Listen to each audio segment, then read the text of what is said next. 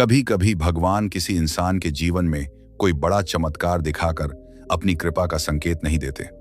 वे चुपचाप उस इंसान के भीतर कुछ बदलना शुरू कर देते हैं। उसकी सोच बदलती है, उसके शब्द बदलते हैं, उसका व्यवहार बदलता है और सबसे बड़ी बात, उसका हृदय बदलने लगता है। विशेषकर जब किसी स्त्री की भक्ति केवल पूजा, व्रत और मंदिर जाने तक सीमित नहीं रहती, बल्कि उसके जीवन का स्वभाव बन जाती है, तब उसके भीतर ऐसे अनेक गुण दिखाई देने लगते हैं जिन्हें देखकर समझा जा सकता है कि उसकी आत्मा धीरे धीरे ईश्वर की ओर बढ़ रही है। परमहंस योगानंद जी की आध्यात्मिक शिक्षाओं का मूल संदेश भी यही था कि ईश्वर को केवल बाहर खोजने के बजाय मनुष्य को अपने भीतर की चेतना को जागृत करना चाहिए। इसलिए आज की यह बात किसी स्त्री को दूसरी स्त्री से श्रेष्ठ बताने के लिए नहीं है, बल्कि अपने भीतर झांकने के लिए है। क्योंकि सच्ची भक्ति का प्रमाण यह नहीं कि आपने कितनी बार मंदिर में दीपक जलाया, कितनी माला जपी या कितनी बार भगवान का नाम लिया।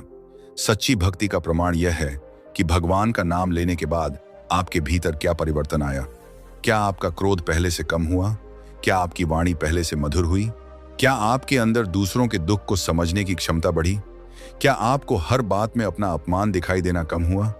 क्या आप क्षमा करना सीख रही हैं? क्या कठिन समय में भी आपके भीतर एक छोटा सा विश्वास बचा रहता है कि भगवान मुझे संभाल लेंगे?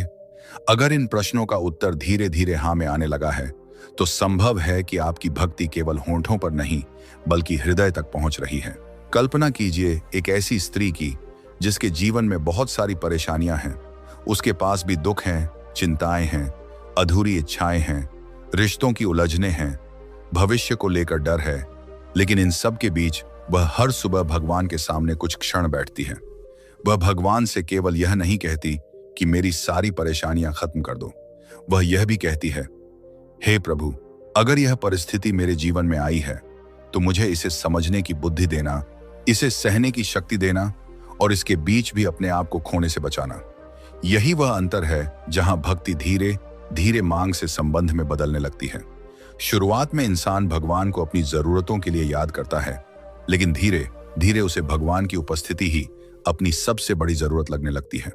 और जब यह परिवर्तन शुरू होता है, तब इंसान के जीवन में कुछ ऐसे लक्षण दिखाई देने लगते हैं जिन्हें बाहर से देखने वाला शायद सामान्य समझे, लेकिन आध्यात्मिक दृष्टि से वे बहुत गहरे संकेत होते हैं। सबसे पहला संकेत यह है कि ऐसी स्त्री की भक्ति में दिखावा धीरे धीरे कम होने लगता है।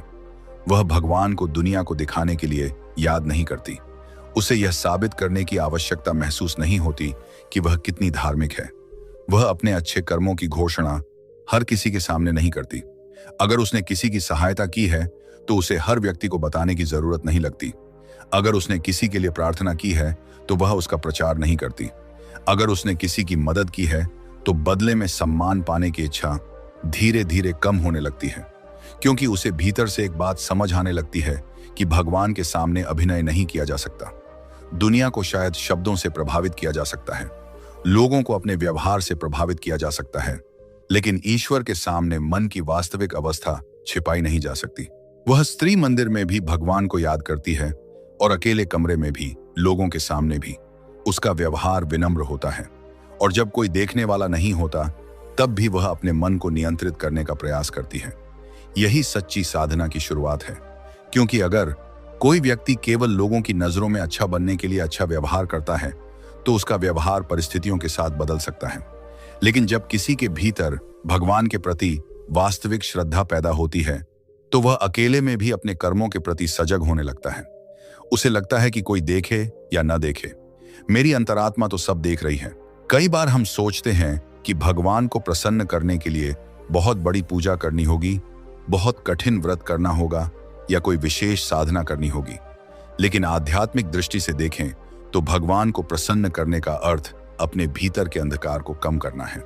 अगर पूजा करने के बाद भी हमारे अंदर अहंकार बढ़ रहा है, अगर मंत्र जपने के बाद भी हम दूसरों को अपमानित कर रहे हैं, अगर मंदिर से लौटकर हम घर के लोगों से कठोरता से बात कर रहे हैं, तो हमें अपनी साधना के बाहरी रूप से अधिक अपने भीतर के परिवर्तन पर ध्यान देना चाहिए। ऐसी स्त्री धीरे धीरे अपने आप से एक प्रश्न पूछना सीखती है, मैं भगवान को कितना जानती हूं और भगवान के कारण अपने अंदर कितना परिवर्तन ला रही हूं। यही प्रश्न उसकी भक्ति को गहरा बनाता है। उसे समझ आने लगता है कि पूजा का वास्तविक परिणाम यह होना चाहिए कि उसका मन पहले से थोड़ा शांत हो, उसकी वाणी पहले से थोड़ी मधुर हो, उसके अंदर दूसरों के प्रति थोड़ी अधिक करुणा हो और परिस्थितियों के प्रति उसकी प्रतिक्रिया थोड़ी अधिक संतुलित हो। और जब दिखावा कम होता है तब उसके भीतर एक दूसरा बहुत सुंदर गुण जन्म लेने लगता है, करुणा। भक्ति का दूसरा लक्षण यही है कि उसका हृदय दूसरों के दुख को महसूस करने लगता है। पहले वह किसी की परेशानी देखकर शायद तुरंत निर्णय कर देती थी। उसे लगता था कि यह व्यक्ति खुद अपनी परेशानी के लिए जिम्मेदार है, लेकिन धीरे धीरे उसकी दृष्टि बदलने लगती है। अब वह केवल किसी की गलती नहीं देखती, उसके पीछे छिपे दर्द को भी देखने की कोशिश करती है। अगर कोई व्यक्ति उससे कठोर शब्द बोल देता है तो वह तुरंत उसी कठोरता से जवाब देने के बजाय यह सोच सकती है कि शायद सामने वाला भी किसी परेशानी से गुजर रहा है। अगर कोई गरीब व्यक्ति उसके सामने आता है तो वह केवल उसके कपड़े नहीं देखती, बल्कि उसके भीतर एक इंसान को देखती है। अगर कोई वृद्ध अकेला बैठा है तो उसके भीतर उसके प्रति सम्मान पैदा होता है। अगर कोई बच्चा रो रहा है तो उसके मन में उसे चुप कराने की इच्छा जागती है। ये छोटी छोटी बातें हैं, लेकिन मनुष्य के भीतर के परिवर्तन की गवाही देती हैं। करुणा का मतलब यह नहीं कि वह हर किसी की समस्या अपने ऊपर ले ले। सच्ची करुणा और कमजोरी में अंतर होता है। आध्यात्मिक स्त्री जरूरत पड़ने पर किसी गलत व्यक्ति से दूरी भी बनाएगी, अपने लिए सीमाएं भी तय करेगी और गलत व्यवहार का विरोध भी करेगी, लेकिन वह किसी को दुख देने के बाद उससे आनंद नहीं लेगी। वह किसी की कमजोरी का मजाक बनाकर स्वयं को बड़ा महसूस नहीं करेगी।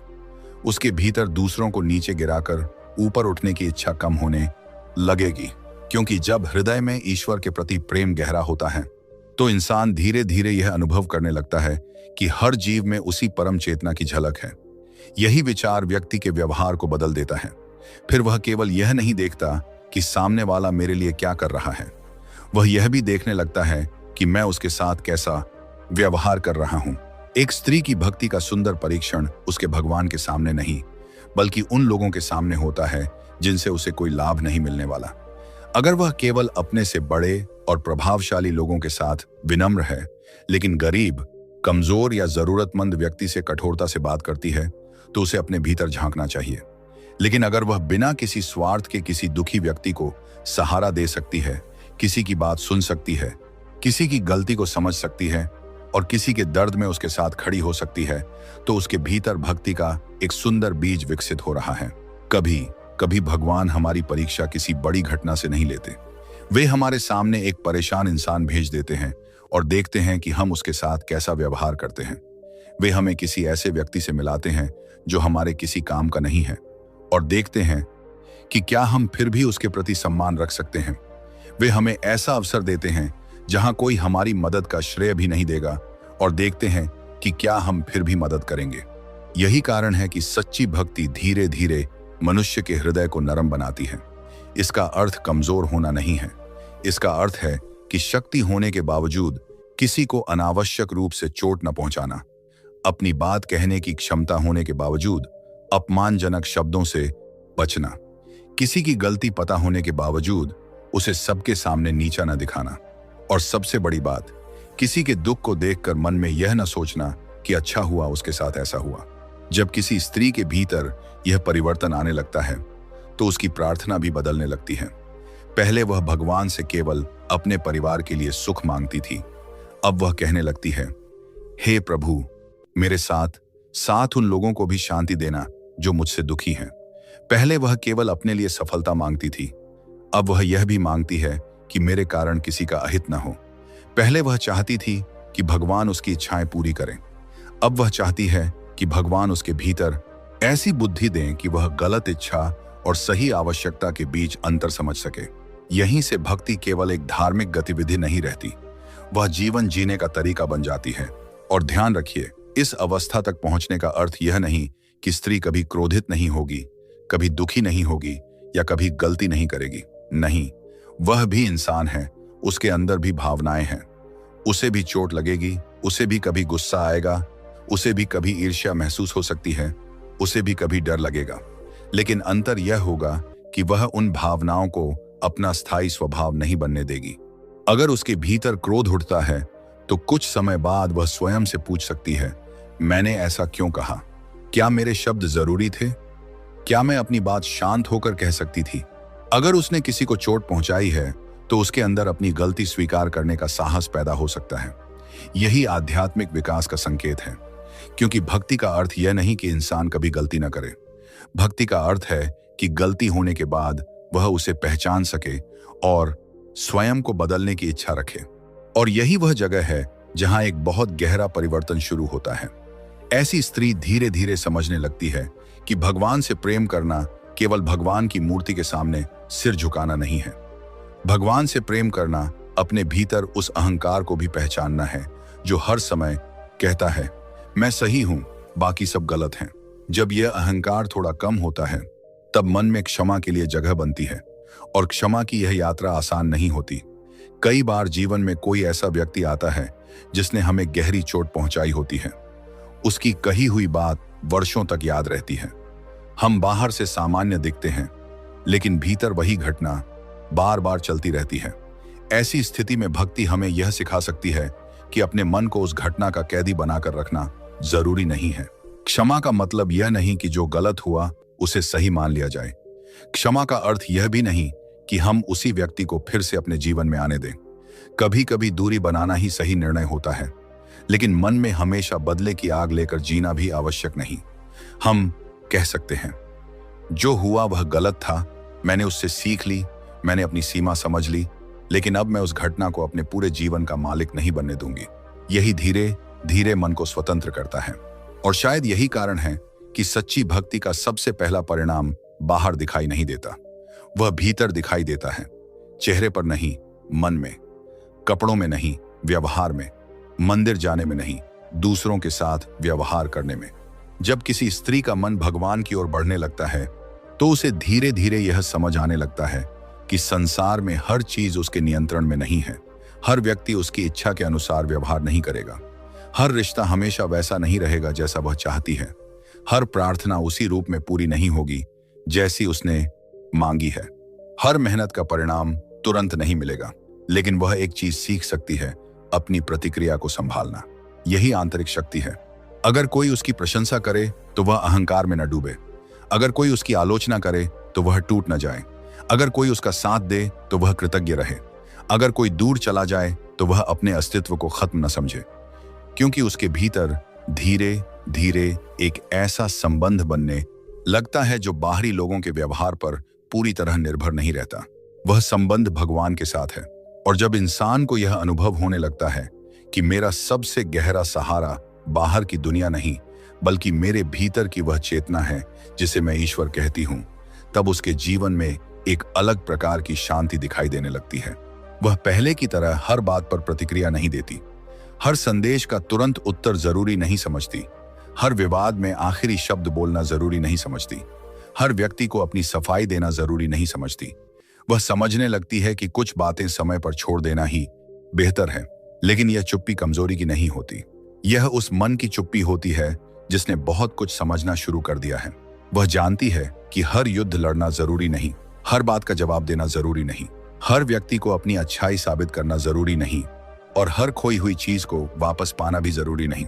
क्योंकि कभी कभी भगवान किसी चीज को हमारे जीवन से इसलिए हटाते हैं कि हम उस चीज से चिपके रहकर अपने भीतर की शांति खो रहे होते हैं। यह कहना उचित नहीं कि हर दुख सीधे भगवान द्वारा भेजा गया है, लेकिन आध्यात्मिक दृष्टि से हर परिस्थिति को सीख और आत्मचिंतन का अवसर बनाया जा सकता है। यही दृष्टि धीरे धीरे एक स्त्री को भीतर से बदलती है। वह समझने लगती है कि भगवान की कृपा का अर्थ हमेशा यह नहीं कि मेरे जीवन में कोई समस्या नहीं होगी। कभी कभी कृपा का अर्थ यह भी हो सकता है कि समस्या के बीच मेरा मन पहले जैसा टूटे नहीं। परिस्थिति वही हो, लेकिन मेरा दृष्टिकोण बदल जाए। लोग वही हों, लेकिन मेरी प्रतिक्रिया बदल जाए।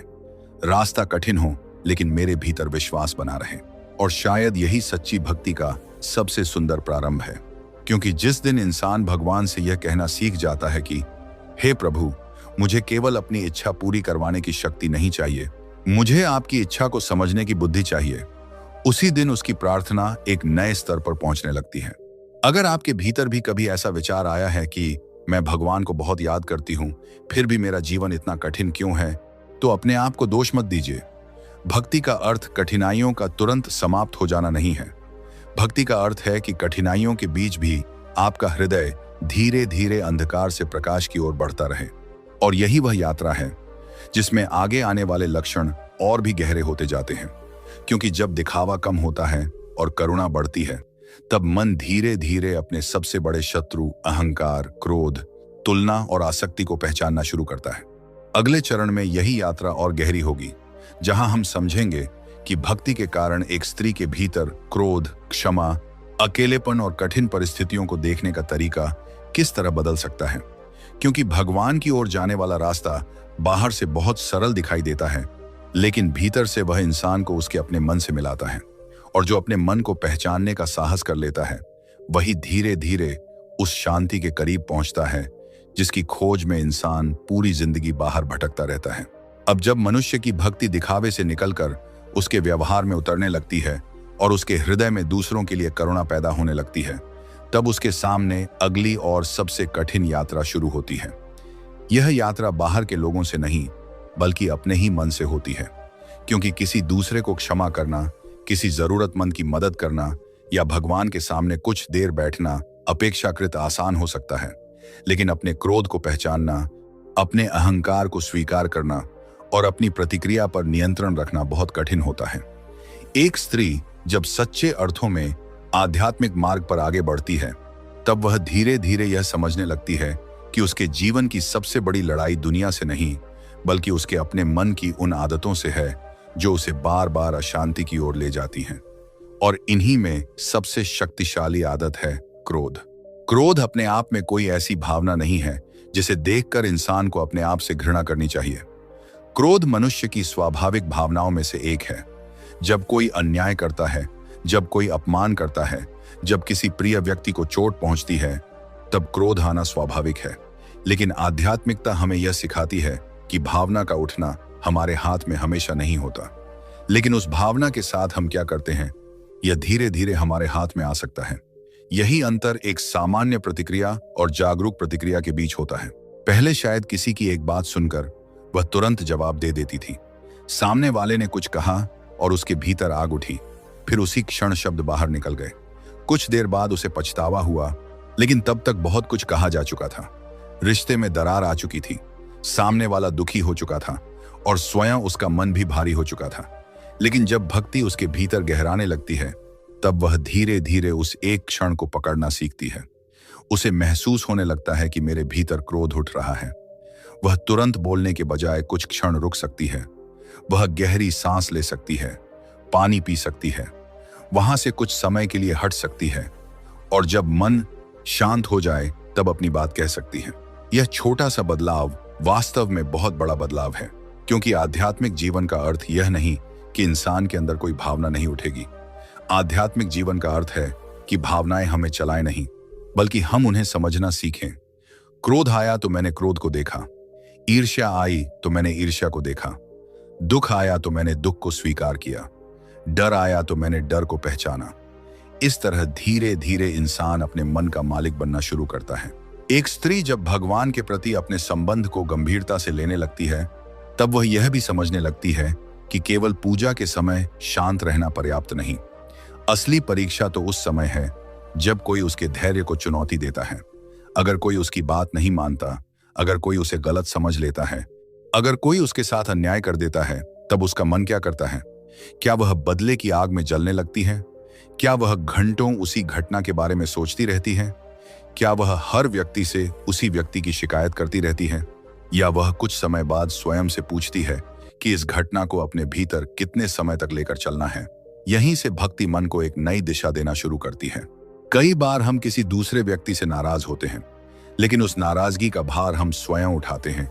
जिसने हमें चोट पहुंचाई वह शायद अपने जीवन में आगे बढ़ चुका है, लेकिन हम उसी घटना को बार बार याद करके अपने भीतर दर्द पैदा करते रहते हैं।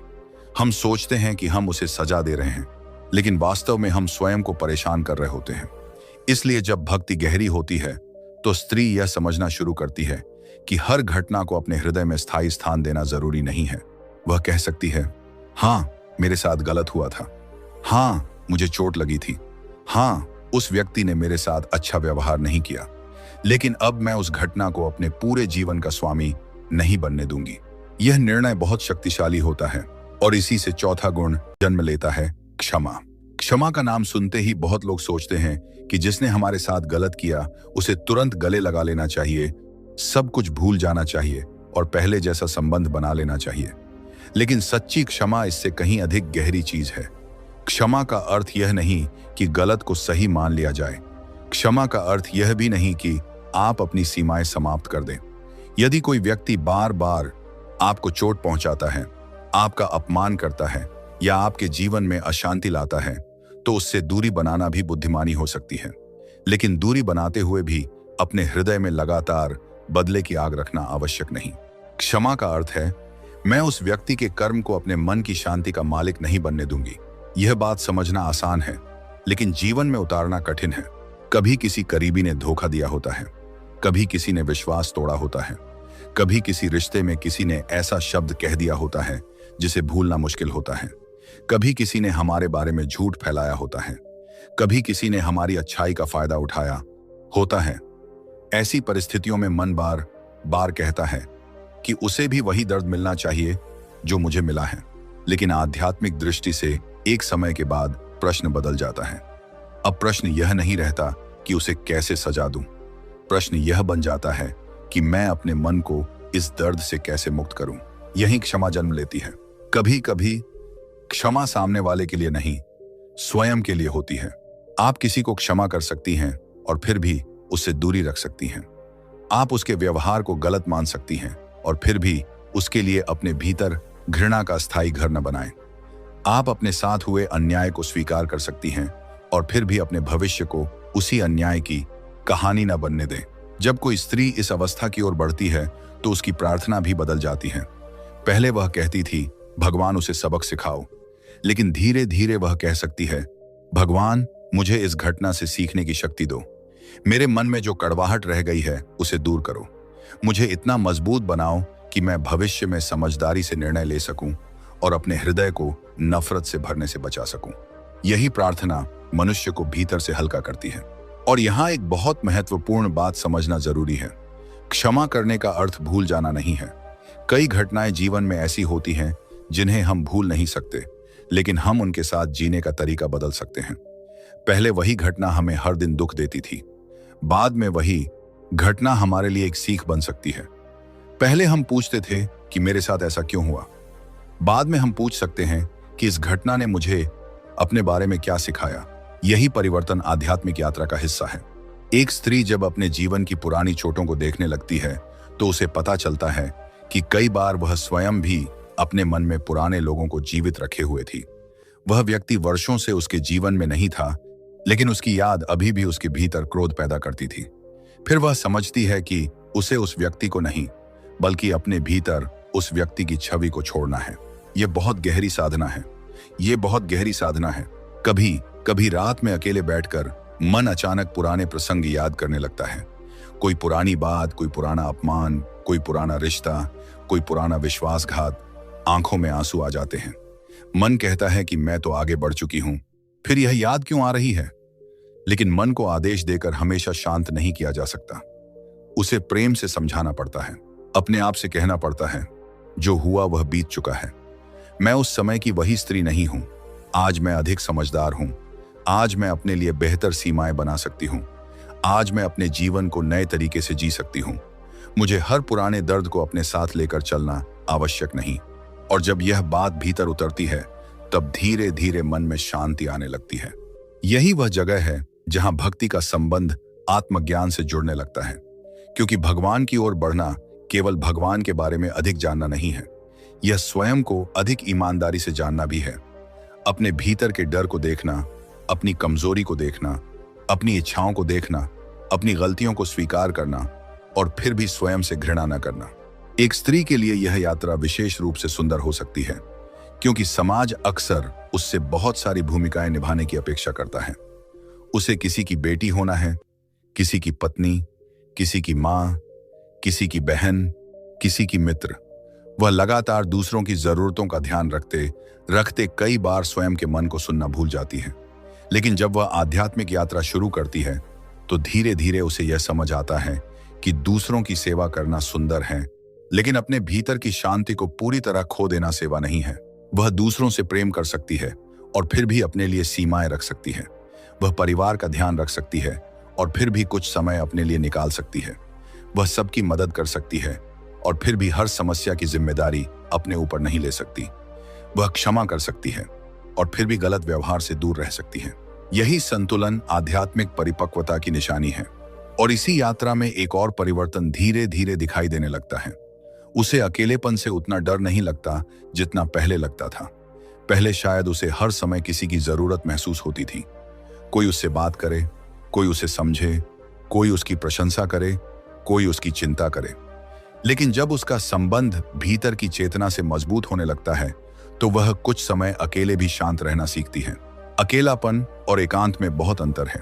अकेलापन तब महसूस होता है जब हमें लगता है कि हमारे पास कोई नहीं है। एकांत तब सुंदर हो जाता है जब हमें अपने भीतर की उपस्थिति का अनुभव होने लगता है।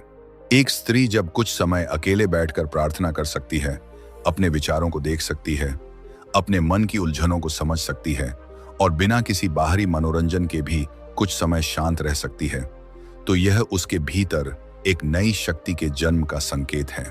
आज की दुनिया में यह और भी महत्वपूर्ण है। हर समय मोबाइल, संदेश, वीडियो, सोशल मीडिया, लोगों की जिंदगी और दूसरों की राय हमारे मन को बाहर की ओर खींचती रहती है। हम लगातार दूसरों के जीवन को देखते हैं और फिर अपने जीवन से उसकी तुलना करने लगते हैं। किसी के पास सुंदर घर है, किसी के पास अच्छी कार है, किसी की शादी शानदार दिख रही है, किसी का परिवार खुश दिखाई दे रहा है, किसी की जिंदगी बहुत सफल लगती है। लेकिन हम ये भूल जाते हैं कि हम दूसरों की जिंदगी का केवल दिखाई देने वाला हिस्सा देख रहे हैं। यही तुलना मन की शांति छीन लेती है। भक्ति धीरे धीरे स्त्री को इस तुलना से बाहर निकाल सकती है। वह समझने लगती है कि भगवान ने हर व्यक्ति की यात्रा अलग बनाई है। किसी का समय पहले आता है, किसी का बाद में। किसी को संघर्ष जल्दी मिलता है, किसी को देर से। किसी की सफलता बाहर से दिखाई देती है, किसी की सफलता उसके भीतर होती है। इसलिए वह पूछना कम करती है कि उसके पास क्या है और मेरे पास क्या नहीं है। वह पूछने लगती है कि मैं अपने जीवन में क्या सीख रही हूं, और यही सोच बहुत बड़ी स्वतंत्रता देती है। कभी किसी दूसरी स्त्री को देखकर उसके मन में ईर्ष्या उठ सकती है। पहले वह ईर्ष्या को छिपाती थी या उसके कारण सामने वाले की बुराई करती थी, लेकिन अब वह अपने मन को पकड़ लेती है। वह कहती है, मुझे ईर्ष्या क्यों हो रही है? क्या मैं भी कुछ ऐसा चाहती हूं? क्या मैं अपनी मेहनत बढ़ा सकती हूं? क्या मैं अपने जीवन को बेहतर बना सकती हूं? अगर हां, तो मुझे दूसरे को नीचे गिराने की आवश्यकता क्यों है? यहीं से ईर्ष्या प्रेरणा में बदल सकती है, और यही आध्यात्मिक जागरूकता है। भगवान की भक्ति इंसान को दुनिया से भागना नहीं सिखाती, वह उसे दुनिया में रहते हुए अपने मन को संभालना सिखाती है। घर में रहकर भी साधना हो सकती है, परिवार की जिम्मेदारियां निभाते हुए भी ध्यान हो सकता है, बच्चों की देखभाल करते हुए भी भगवान को याद किया जा सकता है, काम करते हुए भी भीतर कृतज्ञता रखी जा सकती है। भक्ति के लिए जीवन छोड़ना जरूरी नहीं, जीवन को सही दृष्टि से देखना जरूरी है। एक स्त्री सुबह उठकर कुछ क्षण शांत बैठ सकती है, अपने मन से कह सकती है कि आज मैं किसी को अनावश्यक चोट नहीं पहुंचाऊंगी। आज अगर कोई मुझे गुस्सा दिलाएगा तो मैं तुरंत प्रतिक्रिया नहीं दूंगी। आज अगर कोई मेरी आलोचना करेगा तो मैं पहले सुनूंगी। आज अगर किसी को मेरी मदद की आवश्यकता होगी और मैं सक्षम हूं तो मैं यथासंभव सहायता करूंगी। और रात को सोने से पहले वह अपने दिन को देख सकती है और पूछ सकती है कि आज कहां मैं अपने पुराने स्वभाव में लौट गई और कहां मैंने अपने मन को संभाला। यह छोटा सा आत्मचिंतन धीरे धीरे जीवन बदल सकता है, क्योंकि भगवान की ओर जाने वाली यात्रा हमेशा बड़े अनुभवों से नहीं बनती। कई बार वह छोटे छोटे निर्णयों से बनती है। गुस्से में चुप रहना, गलत शब्द वापस ले लेना, गलती स्वीकार करना, किसी की बात सुन लेना, किसी जरूरतमंद की सहायता करना, किसी की लिए मन से प्रार्थना करना, अपनी तुलना किसी से न करना, और रात में अपने मन को यह याद दिलाना कि मेरा जीवन केवल बाहरी उपलब्धियों के लिए नहीं है। जब ऐसी आदतें बढ़ती हैं तो स्त्री के भीतर एक अलग प्रकार की शक्ति पैदा होती है। वह हर चीज के लिए लोगों की स्वीकृति नहीं चाहती। अगर कोई उसे अच्छा कहे तो वह खुश होती है, लेकिन उसकी पूरी पहचान उस प्रशंसा पर निर्भर नहीं रहती। अगर कोई उसे गलत कहे तो वह अपनी गलती जांचती है, लेकिन बिना कारण स्वयं से घृणा नहीं करती। अगर कोई रिश्ता टूटता है तो वह दुखी होती है, लेकिन यह नहीं मानती कि उसका पूरा जीवन समाप्त हो गया। अगर कोई इच्छा पूरी नहीं होती तो वह दुखी होती है, लेकिन धीरे धीरे यह स्वीकार करना सीखती है कि जीवन में हर चीज हमारे मन के अनुसार नहीं होगी, और यही स्वीकार्यता उसे भीतर से मजबूत करती है। कभी कभी भगवान से हमारी सबसे बड़ी प्रार्थना यह नहीं होनी चाहिए कि मेरे जीवन में कोई कठिनाई ना आए, बल्कि यह हो सकती है कि जब कठिनाई आए तो मेरा विवेक जागृत रहे। जब लोग मुझे चोट पहुंचाएं तो मेरा हृदय नफरत से न भर जाए। जब मुझे सफलता मिले तो मैं अहंकार में न डूबूं। जब असफलता मिले तो मैं निराश होकर अपने जीवन का मूल्य न भूलूं। यही भक्ति को जीवन से जोड़ना है। और जैसे जैसे यह समझ बढ़ती है, स्त्री को यह अनुभव होने लगता है कि भगवान केवल मंदिर में नहीं है। वह अपने व्यवहार में भी भगवान को खोजने लगती है। वह सोचती है, अगर मैं भगवान को प्रणाम करती हूं तो क्या मैं उसी भगवान की बनाई हुई किसी आत्मा का अपमान कर सकती हूं? अगर मैं भगवान से प्रेम करती हूं तो क्या मैं किसी कमजोर व्यक्ति को देखकर उसके प्रति घृणा रख सकती हूं? अगर मैं भगवान से शांति मांगती हूं तो क्या मैं स्वयं दूसरों के जीवन में अनावश्यक अशांति फैलाऊं? ये प्रश्न उसके जीवन को बदलने लगते हैं, और यहीं से भक्ति का असली प्रभाव दिखाई देता है। अब उसका लक्ष्य केवल धार्मिक दिखाई देना नहीं है, उसका लक्ष्य धार्मिकता को जीवन में उतारना है। वह जानती है कि उसे अभी बहुत दूर जाना है। वह पूर्ण नहीं है, उससे अभी भी गलतियां होंगी। कभी क्रोध आएगा, कभी ईर्ष्या होगी, कभी मन टूटेगा, कभी भगवान से शिकायत भी होगी। लेकिन अब वह अपने दोषों से भागती नहीं, वह उन्हें देखकर भगवान के सामने रख देती है। वह कहती है, प्रभु, मेरे अंदर यह कमजोरी है, मैं इसे अकेले पूरी तरह नहीं बदल पा रही, मुझे शक्ति दीजिए। यही प्रार्थना बहुत सच्ची है, और शायद भगवान को सबसे प्रिय वही प्रार्थना होती है जिसमें इंसान अपने आप को बड़ा साबित करने के बजाय अपने वास्तविक मन को सामने रख देता है। इसलिए यदि किसी स्त्री के जीवन में भक्ति के कारण क्रोध थोड़ा कम हुआ है, क्षमा की क्षमता थोड़ी बढ़ी है, तुलना थोड़ी कम हुई है, अकेलेपन से डर थोड़ा कम हुआ है, और कठिन परिस्थितियों में विश्वास थोड़ा बढ़ा है, तो उसे अपने जीवन में हो रहे इस छोटे से परिवर्तन को पहचानना चाहिए। क्योंकि आध्यात्मिक यात्रा में हर परिवर्तन तुरंत दिखाई नहीं देता। बीज जमीन के नीचे भी बढ़ता है, जड़ें पहले दिखाई नहीं देती, लेकिन एक दिन वही बीज मिट्टी को चीरकर बाहर आता है। उसी तरह भक्ति का बीज पहले मन में चुपचाप काम करता है, फिर विचार बदलते हैं, विचारों से व्यवहार बदलता है, व्यवहार से आदतें बदलती हैं, आदतों से चरित्र बदलता है, और चरित्र बदलने के बाद पूरा जीवन अलग दिखाई देने लगता है। यही कारण है कि भगवान की सच्ची भक्ति का सबसे सुंदर प्रमाण कोई चमत्कार नहीं, बल्कि इंसान का बदलता हुआ हृदय है। और अभी इस यात्रा के कई महत्वपूर्ण पड़ाव बाकी हैं। आगे जब हम इन संकेतों को और गहराई से समझेंगे, तब यह बात सामने आएगी कि सच्ची भक्ति केवल क्रोध और क्षमा तक सीमित नहीं रहती।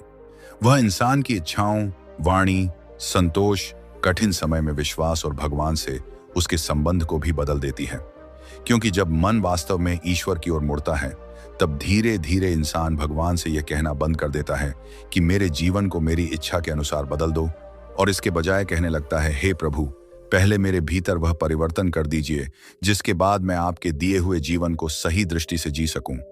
यही वह मोड़ है जहां भक्ति मांगने से आगे बढ़कर समर्पण बनना शुरू होती है। अब तक हमने समझा कि जब भक्ति केवल पूजा और दिखावे तक सीमित नहीं रहती, तब वह स्त्री के व्यवहार में दिखाई देने लगती है। उसके भीतर करुणा बढ़ती है, क्रोध पर जागरूकता आने लगती है, क्षमा करने की शक्ति पैदा होती है, और धीरे धीरे वह अपने मन की पुरानी गांठों को खोलना सीखती है। लेकिन जैसे जैसे यह यात्रा आगे बढ़ती है, एक और बहुत गहरा परिवर्तन उसके भीतर होने लगता है। वह अकेलेपन को उसी नजर से देखना बंद कर देती है जिस नजर से पहले देखती थी। पहले अकेले रहना उसे खालीपन लगता था, लेकिन अब वही एकांत उसके लिए अपने भीतर उतरने का अवसर बन सकता है। यही वह अवस्था है जहां इंसान को पहली बार एहसास होने लगता है कि बाहरी दुनिया में चाहे कितने भी लोग उसके आसपास हों, यदि उसका मन अपने आप से जुड़ा नहीं है तो वह भीड़ में रहकर भी अकेला महसूस कर सकता है। और यदि उसके भीतर ईश्वर की स्मृति जागृत होने लगे तो वह अकेले कमरे में बैठकर भी भीतर से बहुत गहरा सहारा महसूस कर सकती है। आज के समय में अकेलापन केवल उन लोगों को नहीं होता जिनके पास कोई नहीं है। कई बार परिवार के बीच रहने वाला व्यक्ति भी भीतर से अकेला होता है। घर में लोग होते हैं, फोन में सैकड़ों संपर्क होते हैं, सोशल मीडिया पर बहुत से लोग जुड़े होते हैं, लेकिन फिर भी मन के अंदर एक खाली जगह रहती है। कोई समझने वाला नहीं है, कोई मन की बात सुनने वाला नहीं है, ऐसा लगता है। और तब इंसान बार बार बाहर किसी व्यक्ति, किसी रिश्ते, किसी संदेश या किसी ध्यान की तलाश करता है ताकि भीतर का खालीपन भर सके। लेकिन जब कोई स्त्री धीरे धीरे आध्यात्मिक जीवन की ओर बढ़ती है तो वह यह समझना शुरू करती है कि हर खालीपन को किसी इंसान से भरना आवश्यक नहीं है। कुछ खाली जगहें ऐसी होती हैं जिन्हें केवल भीतर की शांति भर सकती है। वह धीरे धीरे अपने साथ बैठना सीखती है। शुरुआत में यह आसान नहीं होता। जैसे ही वह कुछ समय शांत बैठती है, मन में विचारों का शोर शुरू हो जाता है। पुरानी बातें याद आती हैं, भविष्य की चिंता आने लगती है, किसी का व्यवहार याद आता है, किसी की कही हुई बात मन में घूमने लगती है। कभी कोई डर सामने आता है, कभी कोई अधूरी इच्छा। उसे लगता है कि मैं तो भगवान को याद करने बैठी थी, मेरा मन तो और ज्यादा परेशान हो गया। लेकिन वास्तव में यही तो आत्मचिंतन की शुरुआत होती है। जब बाहर का शोर थोड़ा कम होता है, तब भीतर का शोर पहली बार सुनाई देता है। इसलिए अगर कभी प्रार्थना करते समय मन भटक जाए तो स्वयं को दोष देने की जरूरत नहीं। मन का स्वभाव ही चलना है। आध्यात्मिक अभ्यास का अर्थ यह नहीं कि पहली बार आंखें बंद करते ही सारे विचार गायब हो जाएंगे, बल्कि अभ्यास यह है कि मन जहां गया उसे पहचान कर धीरे धीरे वापस लाया जाए। जैसे कोई बच्चा खेलते खेलते दूर चला जाए और माँ उसे प्यार से वापस बुलाए, उसी तरह अपने मन को भी कठोरता से नहीं, प्रेम से वापस भगवान की ओर लाना चाहिए। ऐसी स्त्री धीरे धीरे यह समझने लगती है कि भगवान को याद करने के लिए हमेशा किसी विशेष स्थान की आवश्यकता नहीं है। वह रसोई में काम करते हुए भी मन ही मन भगवान का नाम ले सकती है। घर की सफाई करते हुए भी कृतज्ञ रह सकती है। बच्चों की देखभाल करते हुए भी प्रार्थना कर सकती है। अपने काम पर जाते हुए भी भीतर यह भावना रख सकती है कि आज मैं जो भी काम करूंगी उसे ईमानदारी और प्रेम से करूंगी। भक्ति तब जीवन से अलग कोई काम नहीं रहती, बल्कि जीवन के हर काम में एक भावना बन जाती है। यही कारण है कि सच्ची भक्ति इंसान को संसार से भागने के बजाय संसार के बीच संतुलित रहना सिखाती है। उसे यह समझ आने लगता है कि परिवार उसकी जिम्मेदारी है, लेकिन परिवार के हर व्यक्ति को नियंत्रित करना उसकी जिम्मेदारी नहीं है। उसे अपने बच्चों से प्रेम करना है, लेकिन उनके हर निर्णय को अपने अनुसार चलाना आवश्यक नहीं। उसे अपने जीवन साथी से प्रेम करना है, लेकिन उसकी हर प्रतिक्रिया को अपनी खुशी का आधार बना देना जरूरी नहीं। उसे समाज के साथ रहना है, लेकिन समाज की हर राय को अपने आत्मसम्मान का पैमाना बनाना आवश्यक नहीं। यह समझ धीरे धीरे उसे भीतर से स्वतंत्र करती है। वह अकेली होती है तो टूटती नहीं, वह भीड़ में होती है तो स्वयं को खोती नहीं, वह किसी के साथ होती है तो प्रेम करती है, लेकिन अपने अस्तित्व को पूरी तरह दूसरे में विलीन नहीं करती। वह समझती है कि रिश्ते जीवन को सुंदर बनाते हैं, लेकिन मेरी आत्मिक शांति केवल किसी दूसरे व्यक्ति के हाथ में नहीं हो सकती। और यही वह अवस्था है जहां एक स्त्री की प्रार्थना बदलने लगती है। पहले वह भगवान से कहती थी कि मेरे जीवन में ऐसा व्यक्ति भेजो जो मुझे हमेशा समझे। अब वह कहती है, हे प्रभु, मुझे इतना विवेक दो कि मैं अच्छे और गलत संबंधों के बीच अंतर समझ सकूं। पहले वह कहती थी कि मेरी इच्छा पूरी करो। अब वह कहती है, मुझे सही इच्छा पहचानने की बुद्धि दो। पहले वह कहती थी कि मेरे जीवन से दुख दूर कर दो। अब वह कह सकती है, दुख आए तो मेरे भीतर धैर्य बनाए रखना। यह परिवर्तन बहुत बड़ा है, क्योंकि भगवान से जुड़ने का अर्थ केवल अपनी इच्छाओं की सूची देना नहीं है। आध्यात्मिकता धीरे धीरे इंसान को यह सिखाती है कि कभी कभी हमें वह नहीं मिलता जो हम चाहते हैं, लेकिन हमें वह अनुभव मिल सकता है जिसकी हमें आवश्यकता थी। कोई रिश्ता टूटता है तो दर्द होता है, लेकिन उसी दर्द से हमें अपनी सीमाएं समझ आ सकती हैं। कोई अवसर हाथ से निकल जाता है तो दुख होता है, लेकिन उसी के कारण हम किसी दूसरी दिशा में जा सकते हैं। कोई व्यक्ति हमारे जीवन से दूर हो जाता है तो खालीपन आता है, लेकिन उसी खालीपन में हम स्वयं को पहचानना शुरू कर सकते हैं। इसका अर्थ यह नहीं कि हर दुख को भगवान की सीधी योजना कह दिया जाए, बल्कि इसका अर्थ यह है कि जो परिस्थिति सामने आ गई है उसे केवल शिकायत का कारण न बनाकर सीख का अवसर भी बनाया जा सकता है। यही दृष्टिकोण आध्यात्मिक स्त्री के भीतर धीरे धीरे विकसित होता है। अब वह हर समस्या के सामने यह नहीं कहती कि मेरे साथ ही ऐसा क्यों हुआ। वह कभी कभी यह पूछने लगती है कि इस परिस्थिति में मुझे क्या सीखना है। यह प्रश्न उसकी मानसिकता को बदल देता है, क्योंकि मेरे साथ ऐसा क्यों हुआ का प्रश्न अक्सर हमें पीड़ित बनाकर रखता है, जबकि मैं इससे क्या सीख सकती हूँ का प्रश्न हमें अपने जीवन का सक्रिय हिस्सा बनाता है। मान लीजिए किसी ने उसका विश्वास तोड़ा, वह दुखी होगी, यह स्वाभाविक है, लेकिन कुछ समय बाद वह स्वयं से पूछ सकती है कि मैंने इस रिश्ते में कौन सी सीमाएं नहीं रखी, मैंने कौन से संकेतों को नजरअंदाज किया, मैंने अपने आत्मसम्मान को कहां पीछे रखा, और अब आगे मैं क्या अलग कर सकती हूँ। इस तरह दर्द धीरे धीरे ज्ञान में बदल सकता है। यही आध्यात्मिक परिपक्वता है। और इसी के साथ छठा बड़ा परिवर्तन आता है। वह हर परिस्थिति में भगवान को याद करना सीखने लगती है। केवल दुख में नहीं, सुख में भी। केवल डर में नहीं, उत्सव में भी। केवल जब कोई समस्या हो तब नहीं, बल्कि तब भी जब सब कुछ ठीक चल रहा हो। बहुत बार इंसान की भक्ति उसके संकट से पहचानी जाती है। जब कोई बड़ी परेशानी आती है तो मंदिर जाना बढ़ जाता है, प्रार्थना बढ़ जाती है, भगवान का नाम अधिक लिया जाता है। लेकिन जैसे ही समस्या समाप्त होती है, वही इंसान फिर अपने पुराने जीवन में लौट जाता है। इसका अर्थ यह नहीं कि संकट में भगवान को याद करना गलत है, बिल्कुल नहीं। संकट में भगवान को पुकारना मनुष्य की स्वाभाविक आवश्यकता है। लेकिन भक्ति तब गहरी होती है जब सुख आने के बाद भी भगवान याद रहते हैं। जब कोई अच्छी खबर मिले तो वह कहे, धन्यवाद प्रभु। जब परिवार स्वस्थ हो तो वह धन्यवाद दे। जब काम सफल हो तो वह धन्यवाद दे। जब कोई मन की इच्छा पूरी हो जाए तो वह यह न माने कि सब कुछ केवल मेरी शक्ति से हुआ। और जब कुछ अच्छा न हो तो भी वह यह विश्वास बनाए रखे कि मेरा जीवन केवल आज की घटना से तय नहीं होता। कृतज्ञता और विश्वास साथ साथ बढ़ते हैं। ऐसी स्त्री जब सुबह उठती है तो उसे यह एहसास हो सकता है कि एक और दिन मिला है। वह शायद बड़ी बड़ी बातें न करे, बस कुछ क्षण आंखें बंद करके कहे, प्रभु आज का दिन आपकी देन है। मुझे आज ऐसा जीवन जीने की शक्ति देना कि दिन समाप्त होने पर मुझे अपने किसी कर्म पर अनावश्यक पछतावा न हो। यह छोटी सी प्रार्थना पूरे दिन की दिशा बदल सकती है। फिर जब दिन में कोई उसे परेशान करता है, उसे याद आता है कि सुबह मैंने अपने मन को शांत रखने की प्रार्थना की थी। अब वह तुरंत प्रतिक्रिया देने के बजाय रुक सकती है। जब कोई उसकी आलोचना करता है, वह सोच सकती है कि क्या इसमें मेरे लिए कोई सीख है। अगर आलोचना गलत है तो उसे छोड़ दे, अगर उसमें सत्य है तो उसे स्वीकार करे। इस तरह भगवान की याद केवल पूजा के कुछ मिनटों तक सीमित नहीं रहती, बल्कि दिन भर के निर्णयों में शामिल होने लगती है। और यही छठे लक्षण की गहराई है।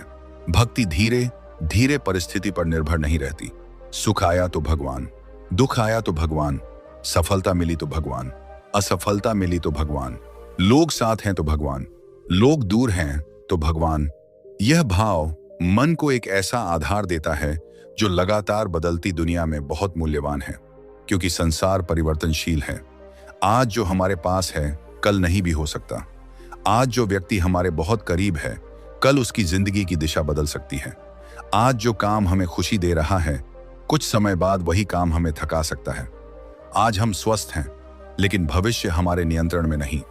इसलिए अगर हमारी पूरी शांति केवल बाहरी चीजों पर निर्भर होगी तो वह भी उन्हीं चीजों के साथ बदलती रहेगी।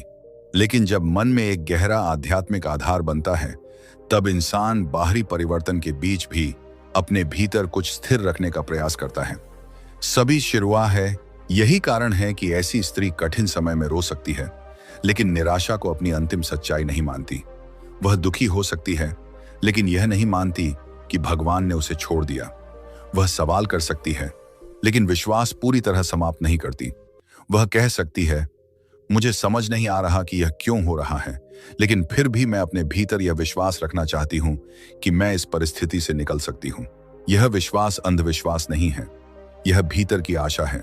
और आशा मनुष्य को कठिन समय में बहुत शक्ति देती है।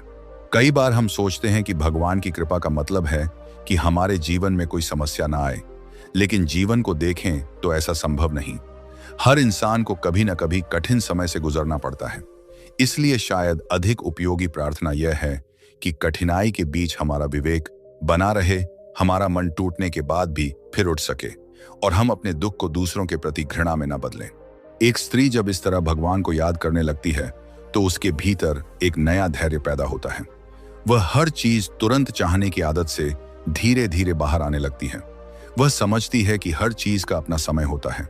हर बीज को पेड़ बनने में समय लगता है, हर घाव को भरने में समय लगता है, हर रिश्ते को मजबूत होने में समय लगता है, हर मन को बदलने में समय लगता है, और हर आध्यात्मिक अनुभव भी अपने समय पर गहरा होता है। इसलिए वह भगवान से प्रार्थना करके तुरंत परिणाम न मिलने पर अपनी भक्ति पर संदेह नहीं करती। वह कह सकती है, शायद अभी समय नहीं आया, शायद मुझे पहले कुछ सीखना है, शायद मेरी इच्छा पूरी होने से पहले मुझे अपने भीतर कुछ बदलना है। यह धैर्य उसके जीवन को बदल देता है।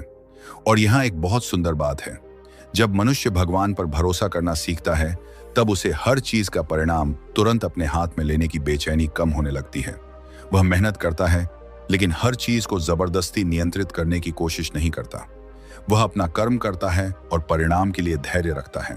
इसका मतलब यह नहीं कि वह निष्क्रिय हो जाती है, बिल्कुल नहीं।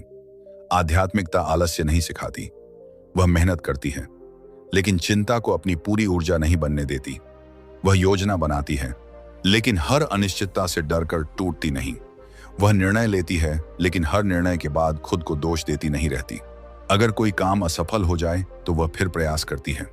अगर कोई रास्ता बंद हो जाए तो दूसरा रास्ता खोजती है। अगर किसी व्यक्ति ने साथ छोड़ दिया तो वह अपनी यात्रा रोक नहीं देती, क्योंकि उसके भीतर यह विश्वास धीरे धीरे जन्म लेता है कि एक बंद दरवाजा पूरी जिंदगी का अंत नहीं है। कभी कभी हम जिस चीज को अंत समझते हैं वही किसी नए अध्याय की शुरुआत होती है। और यही विश्वास एक आध्यात्मिक स्त्री को भावनात्मक रूप से मजबूत बनाता है। वह हर समय किसी के सहारे की मांग नहीं करती। उसे लोगों का प्रेम चाहिए, लेकिन वह अपने अस्तित्व के लिए दूसरों की स्वीकृति पर पूरी तरह निर्भर नहीं रहती। वह रिश्तों को सम्मान देती है लेकिन अपनी आत्मिक शांति को भी महत्व देती है। अगर कोई उससे प्रेम करता है तो वह आभारी है। अगर कोई उसे समझता है तो वह खुश है। अगर कोई उसके साथ खड़ा रहता है तो वह कृतज्ञ है। लेकिन अगर कभी कोई दूर चला जाए तब भी वह भगवान से यह कह सकती है, प्रभु मेरे भीतर इतनी शक्ति रखना कि मैं टूटकर अपने आप को न खो दूं। यही आंतरिक शक्ति उसे धीरे धीरे अलग बनाती है। और जैसे जैसे यह शक्ति बढ़ती है उसके भीतर तुलना भी कम होने लगती है। वह देखती है कि हर व्यक्ति का जीवन अलग है। किसी का विवाह पहले हुआ, किसी का बाद में। किसी के घर में बच्चे हैं, किसी के नहीं। किसी की आर्थिक स्थिति मजबूत है, किसी की संघर्षपूर्ण। किसी को अवसर जल्दी मिले, किसी को देर से। वह समझती है कि भगवान की कृपा का एक ही रूप नहीं होता।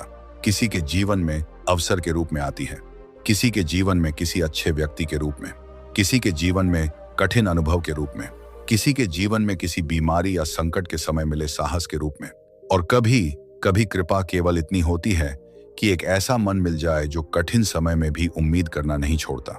इसलिए वह दूसरों के जीवन को देखकर अपने जीवन को छोटा नहीं समझती। वह कहती है, मेरी यात्रा मेरी है, मुझे अपने रास्ते पर चलना है। और यही तुलना से मुक्ति की शुरुआत है। अब वह सोशल मीडिया पर किसी की चमकदार जिंदगी देखकर अपने घर को खराब नहीं समझती। किसी दूसरी स्त्री की सुंदरता देखकर स्वयं को कमतर नहीं मानती। किसी की सफलता देखकर अपने संघर्ष को बेकार नहीं मानती। वह यह समझती है कि किसी की कहानी का वह हिस्सा मुझे दिखाई दे रहा है, उसकी पूरी कहानी नहीं है। यह समझ मन को बहुत राहत देती है। और जब मन तुलना से मुक्त होने लगता है तब कृतज्ञता बढ़ती है। वह अपने जीवन की छोटी छोटी चीजों को देखना शुरू करती है। शायद घर बहुत बड़ा नहीं है लेकिन उसमें अपने लोग हैं। शायद आर्थिक स्थिति आदर्श नहीं है लेकिन मेहनत करने का अवसर है। शायद जीवन में अभी वह सब नहीं मिला जिसकी इच्छा थी, लेकिन सांसें हैं, समय है, सीखने का अवसर है। कृतज्ञता का अर्थ यह नहीं कि हम अपने संघर्षों को नकार दें। इसका अर्थ है कि संघर्षों के साथ साथ जो हमारे पास है उसे भी देखना सीखें। और यही भक्ति का एक गहरा प्रभाव हो सकता है। जब स्त्री सुबह भगवान के सामने बैठकर कहती है, मेरे पास जो है उसके लिए धन्यवाद और जो नहीं है उसके लिए धैर्य देना, तो उसके भीतर शिकायत की जगह धीरे धीरे स्वीकार्यता आने लगती है। वह अपनी इच्छाओं को छोड़ नहीं देती लेकिन इच्छाओं की गुलाम भी नहीं रहती। वह आगे बढ़ना चाहती है लेकिन अपनी शांति बेचकर नहीं। वह सफल होना चाहती है लेकिन दूसरों को गिराकर नहीं। वह प्रेम चाहती है लेकिन अपने आत्मसम्मान की कीमत पर नहीं। वह परिवार चाहती है लेकिन अपने भीतर की आवाज को दबाकर नहीं। यही संतुलन उसे भीतर से मजबूत बनाता है। और यही यात्रा आगे चलकर उसके जीवन में एक और बड़ा परिवर्तन लाएगी, क्योंकि जब तुलना कम होती है, जब भगवान पर विश्वास बढ़ता है और जब मन धीरे धीरे बाहरी स्वीकृति से मुक्त होने लगता है, तब उसकी वाणी भी बदलने लगती है। उसे एहसास होता है कि शब्द केवल शब्द नहीं होते, वे किसी के मन में वर्षों तक रह सकते हैं। एक कठोर वाक्य किसी व्यक्ति को भीतर तक तोड़ सकता है और एक प्रेमपूर्ण वाक्य किसी टूटे हुए मन को फिर से खड़ा कर सकता है। इसलिए आगे की यात्रा में भक्ति उसके बोलने के तरीके को भी बदलती है। वह कब बोलना है, कितना बोलना है, किस शब्द का उपयोग करना है और कब मौन रहना है, इन सब को समझना शुरू करती है। क्योंकि अंततः भगवान की ओर जाने वाली यात्रा केवल मन को शांत करने की नहीं है। यह मन, वाणी और कर्म तीनों को धीरे धीरे एक दिशा में लाने की यात्रा है।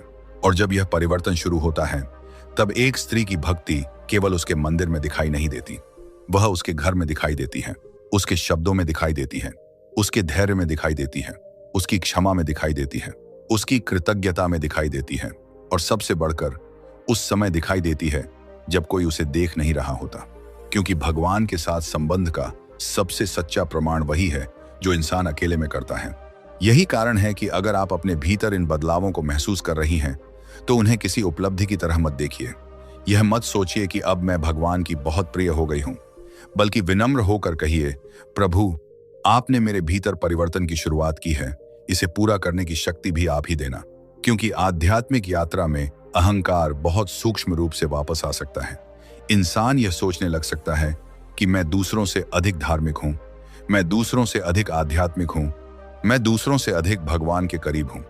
लेकिन जैसे ही यह भावना आती है, भक्ति का उद्देश्य कमजोर होने लगता है। सच्ची भक्ति इंसान को ऊंचा महसूस कराने के लिए नहीं, बल्कि अधिक विनम्र बनाने के लिए होती है। जितना वह भीतर जाता है, उतना ही उसे महसूस होता है कि अभी बहुत कुछ सीखना बाकी है, अभी बहुत कुछ बदलना बाकी है, अभी बहुत कुछ छोड़ना बाकी है। और शायद यही सबसे सुंदर अवस्था है जब इंसान भगवान के सामने अपने आप को पूर्ण साबित करने के बजाय अपने अधूरेपन को स्वीकार कर लेता है। तब उसकी प्रार्थना बहुत सरल हो जाती है। हे प्रभु, मुझे अपने मन को समझने की शक्ति देना, मुझे क्रोध में धैर्य देना, दुख में विश्वास देना, सुख में विनम्रता देना, दूसरों के लिए करुणा देना, गलती होने पर उसे स्वीकार करने का साहस देना।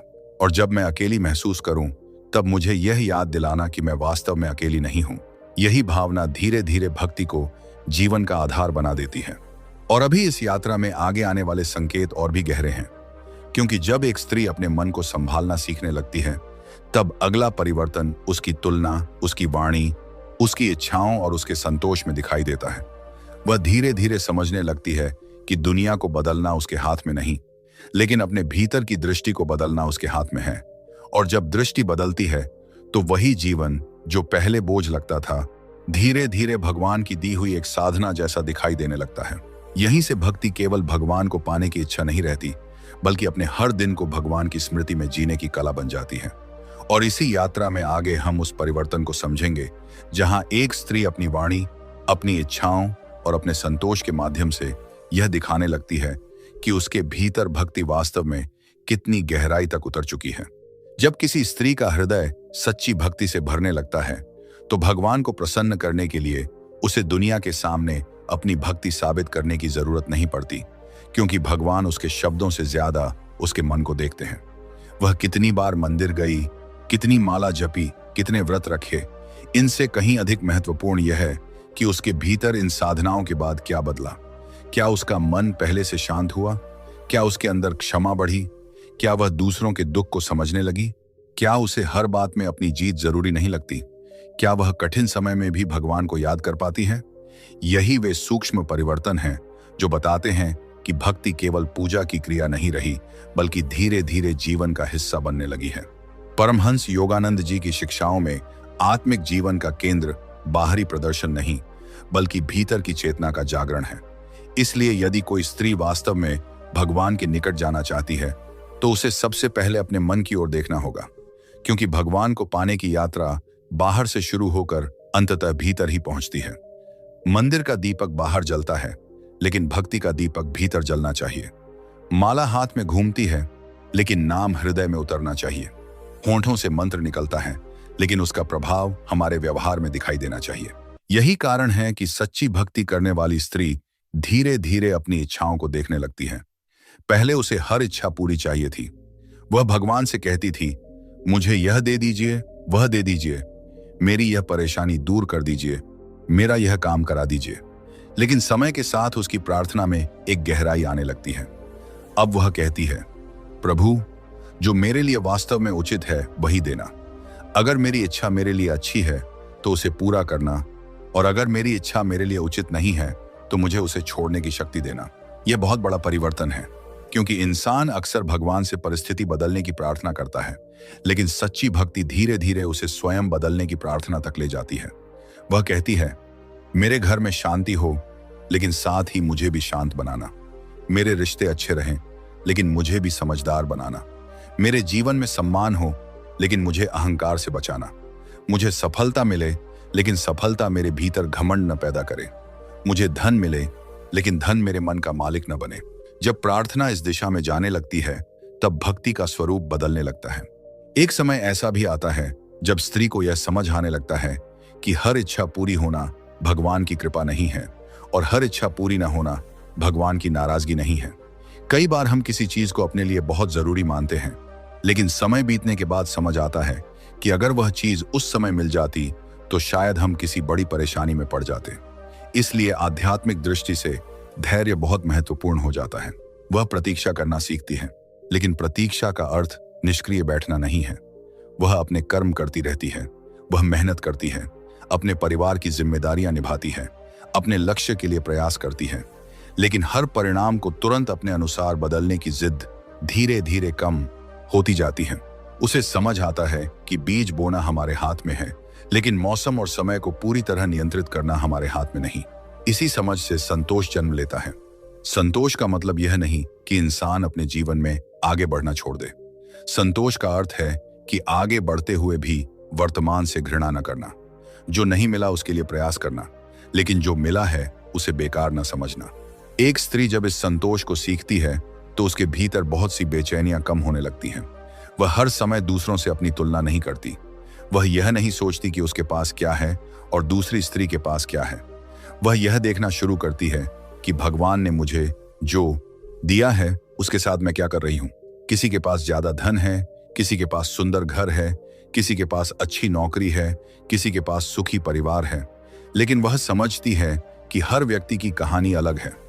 बाहर से जो जीवन बहुत सुंदर दिखाई देता है, उसके भीतर भी अपनी परेशानियां हो सकती हैं। इसलिए वह धीरे धीरे दूसरों के जीवन को देखकर अपने जीवन को कम आंकना छोड़ देती है। यही संतोष मन को बहुत बड़ी स्वतंत्रता देता है, क्योंकि तुलना हमेशा कहती है तुम्हारे पास कम है। कृतज्ञता कहती है तुम्हारे पास जो है उसे भी देखो, और भक्ति कृतज्ञता को जन्म देती है। ऐसी स्त्री सुबह उठकर अपने जीवन की छोटी छोटी चीजों के लिए भी धन्यवाद करना सीख सकती है। सांस चल रही है, शरीर काम कर रहा है, परिवार में कोई अपना है, भोजन उपलब्ध है, सीखने का अवसर है, ग्राम से सांस चल रही है, गलती सुधारने का मौका है। ये सब सामान्य लगने वाली बातें हैं, लेकिन जब इंसान इन्हें महसूस करना शुरू करता है तो शिकायत का स्वर धीरे धीरे कमजोर पड़ता है। वह कहती है, प्रभु मेरे पास सब कुछ नहीं है, लेकिन जो कुछ है उसके लिए मैं आभारी हूं, और जो नहीं है उसके लिए मुझे धैर्य दीजिए। यह भावना मनुष्य को भीतर से समृद्ध करती है। फिर उसकी वाणी में भी बदलाव दिखाई देने लगता है। वह समझती है कि शब्दों में शक्ति होती है। एक वाक्य किसी का आत्मविश्वास तोड़ सकता है, और एक वाक्य किसी टूटे हुए व्यक्ति को उम्मीद दे सकता है। इसलिए वह बोलने से पहले हर शब्द नहीं तौल पाएगी, लेकिन धीरे धीरे उसे यह एहसास होने लगता है कि हर बात बोलना जरूरी नहीं। पहले शायद वह विवाद में आखिरी शब्द बोलना चाहती थी, अब वह समझती है कि हर बहस जीतना जरूरी नहीं। कभी कभी मौन भी उत्तर होता है, लेकिन यह मौन डर का नहीं होता, यह समझ का होता है। वह चुप इसलिए नहीं रहती कि उसके पास कहने को कुछ नहीं है।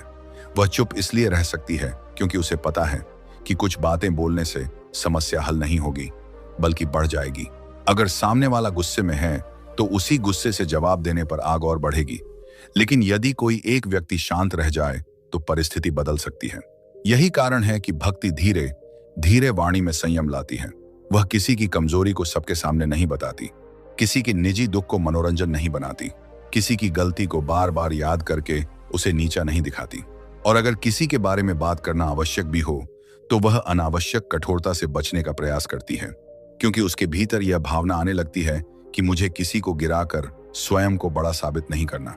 यह बहुत बड़ा आध्यात्मिक परिवर्तन है, और इसका मतलब यह नहीं कि वह गलत के खिलाफ आवाज नहीं उठाएगी। यदि अन्याय है तो वह उसका विरोध कर सकती है। यदि किसी की सीमा पार हो रही है तो वह स्पष्ट शब्दों में अपनी बात कह सकती है, लेकिन उसके शब्दों में बदला लेने की आग कम और सत्य की स्पष्टता अधिक हो सकती है। वह कह सकती है, यह व्यवहार मेरे लिए स्वीकार्य नहीं है, लेकिन वह यह आवश्यक नहीं समझेगी कि सामने वाले को अपमानित करके ही अपनी बात साबित करनी है। यही वाणी की पवित्रता है। धीरे धीरे उसे यह भी समझ आने लगता है कि दूसरों की निंदा करने से उसका मन हल्का नहीं होता। कुछ समय के लिए उसे संतोष मिल सकता है, लेकिन बाद में वही नकारात्मकता उसके भीतर जमा होती रहती है। इसलिए वह हर बातचीत में किसी तीसरे व्यक्ति की चर्चा करने से बचने लगती है। उसे हर समय यह जानने की इच्छा नहीं रहती कि कौन किसके बारे में क्या कह रहा है। उसे दूसरों के जीवन में अनावश्यक हस्तक्षेप करने से आनंद नहीं मिलता, क्योंकि उसका ध्यान धीरे धीरे बाहर से भीतर की ओर लौट रहा होता है। वह पूछती है, मैं स्वयं कैसी बन रही हूं? यह प्रश्न बहुत शक्तिशाली है। दूसरे ने क्या किया, इससे ज्यादा महत्वपूर्ण हो जाता है कि मैंने क्या प्रतिक्रिया दी। दूसरा कितना गलत है, इससे ज्यादा महत्वपूर्ण हो जाता है कि मैं अपने भीतर क्या विकसित कर रही हूं। दूसरा मुझे कितना सम्मान देता है, इससे ज्यादा महत्वपूर्ण हो जाता है कि मैं स्वयं अपने जीवन और अपनी आत्मा का कितना सम्मान करती हूं। और यहीं से आत्मसम्मान और अहंकार का अंतर समझ में आता है। अहंकार कहता है सबको मेरे अनुसार चलना चाहिए। आत्मसम्मान कहता है मुझे गलत व्यवहार स्वीकार नहीं करना चाहिए। अहंकार कहता है मुझे हमेशा सही साबित होना है। आत्मसम्मान कहता है अगर मैं गलत हूं तो मुझे सीखना चाहिए। अहंकार गलती स्वीकार करने से डरता है। आत्मसम्मान गलती स्वीकार करके सुधारने से नहीं डरता। भक्ति अहंकार को कम करती है और आत्मसम्मान को मजबूत कर सकती है। और जब यह परिवर्तन आता है तो स्त्री अपने जीवन में सीमाएं बनाना सीखती है। वह हर व्यक्ति को खुश करने की जिम्मेदारी अपने ऊपर नहीं लेती। वह समझती है कि सभी लोग उससे खुश नहीं होंगे और यह जरूरी भी नहीं है।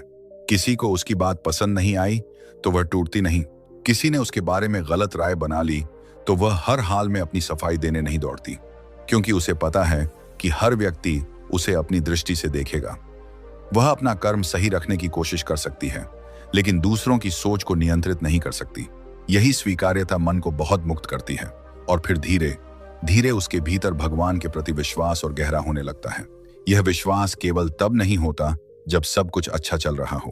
असल परीक्षा तब होती है जब जीवन में कोई ऐसा मोड़ आता है जहां कोई रास्ता दिखाई नहीं देता, जब मेहनत के बाद भी सफलता नहीं मिलती, जब किसी प्रिय व्यक्ति का व्यवहार बदल जाता है, जब आर्थिक परेशानी सामने आती है, जब भविष्य अनिश्चित लगता है, जब मन में डर होता है कि आगे क्या होगा। ऐसे समय में अगर वह पूरी तरह टूटने के बजाय भगवान का नाम लेकर स्वयं को संभालने की कोशिश करती है तो यह विश्वास की गहराई का संकेत हो सकता है। वह शायद रोएगी, शायद शिकायत भी करेगी, शायद कुछ समय के लिए उसका मन भगवान से भी सवाल करेगा, लेकिन फिर भी कहीं भीतर से एक आवाज आएगी, मैं हार नहीं मानूंगी। यही विश्वास है। विश्वास का अर्थ यह नहीं कि डर कभी आएगा ही नहीं। विश्वास का अर्थ है कि डर के बावजूद आगे बढ़ना। विश्वास का अर्थ यह नहीं कि आंसू कभी नहीं आएंगे।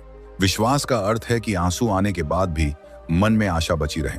विश्वास का अर्थ यह नहीं कि हर रास्ता साफ दिखाई देगा। विश्वास का अर्थ है कि अंधेरे में भी एक कदम आगे बढ़ाने की हिम्मत रहे। ऐसी स्त्री धीरे धीरे यह समझने लगती है कि भगवान हमेशा समस्या को तुरंत हटाएं, यह जरूरी नहीं। कभी कभी वह समस्या के बीच हमें मजबूत करते हैं। कभी कभी उत्तर तुरंत नहीं मिलता, लेकिन भीतर उसे सहने की शक्ति मिलती है।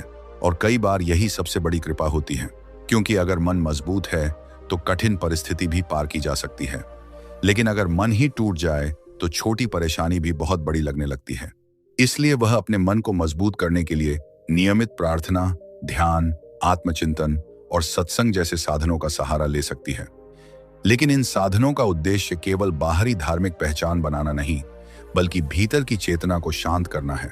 जब वह कुछ मिनट शांति से बैठती है और अपनी सांसों को महसूस करती है, जब वह भगवान के नाम का स्मरण करती है, जब वह अपने विचारों को बिना तुरंत प्रतिक्रिया दिए देखती है, तब धीरे धीरे उसे पता चलता है कि विचार और वह स्वयं एक चीज नहीं है। मन में विचार आ सकता है मैं असफल हूं, लेकिन इसका अर्थ यह नहीं कि वह वास्तव में असफल है। मन में डर आ सकता है सब खराब हो जाएगा, लेकिन इसका अर्थ यह नहीं कि वास्तव में सब खराब होने वाला है। मन कह सकता है कोई मुझे नहीं समझता, लेकिन यह एक भावना है, अंतिम सत्य नहीं। यह समझ मन को बहुत शक्ति देती है और यही ध्यान तथा आत्मचिंतन का एक महत्वपूर्ण लाभ हो सकता है। स्त्री अपने विचारों को देखना सीखती है, उनके पीछे भागना नहीं। अगर ईर्ष्या आई तो वह उसे देखती है, अगर क्रोध आया तो उसे देखती है, अगर डर आया तो उसे देखती है, फिर स्वयं से पूछती है यह भावना मुझे क्या बता रही है। कभी ईर्ष्या बताती है कि मुझे भी अपने जीवन में कुछ हासिल करना है। कभी क्रोध बताता है कि मेरी कोई सीमा टूट रही है, कभी दुख बताता है कि मेरे लिए कोई रिश्ता महत्वपूर्ण था, कभी डर बताता है कि भविष्य को लेकर मैं अनिश्चित हूं। जब वह भावनाओं को दुश्मन मानने के बजाय संदेश की तरह समझने लगती है, तब उसके भीतर आत्मज्ञान बढ़ता है। यही कारण है कि भक्ति और आत्मचिंतन साथ साथ चल सकते हैं। भगवान के सामने बैठकर केवल मांगना नहीं, स्वयं को देखना भी साधना है।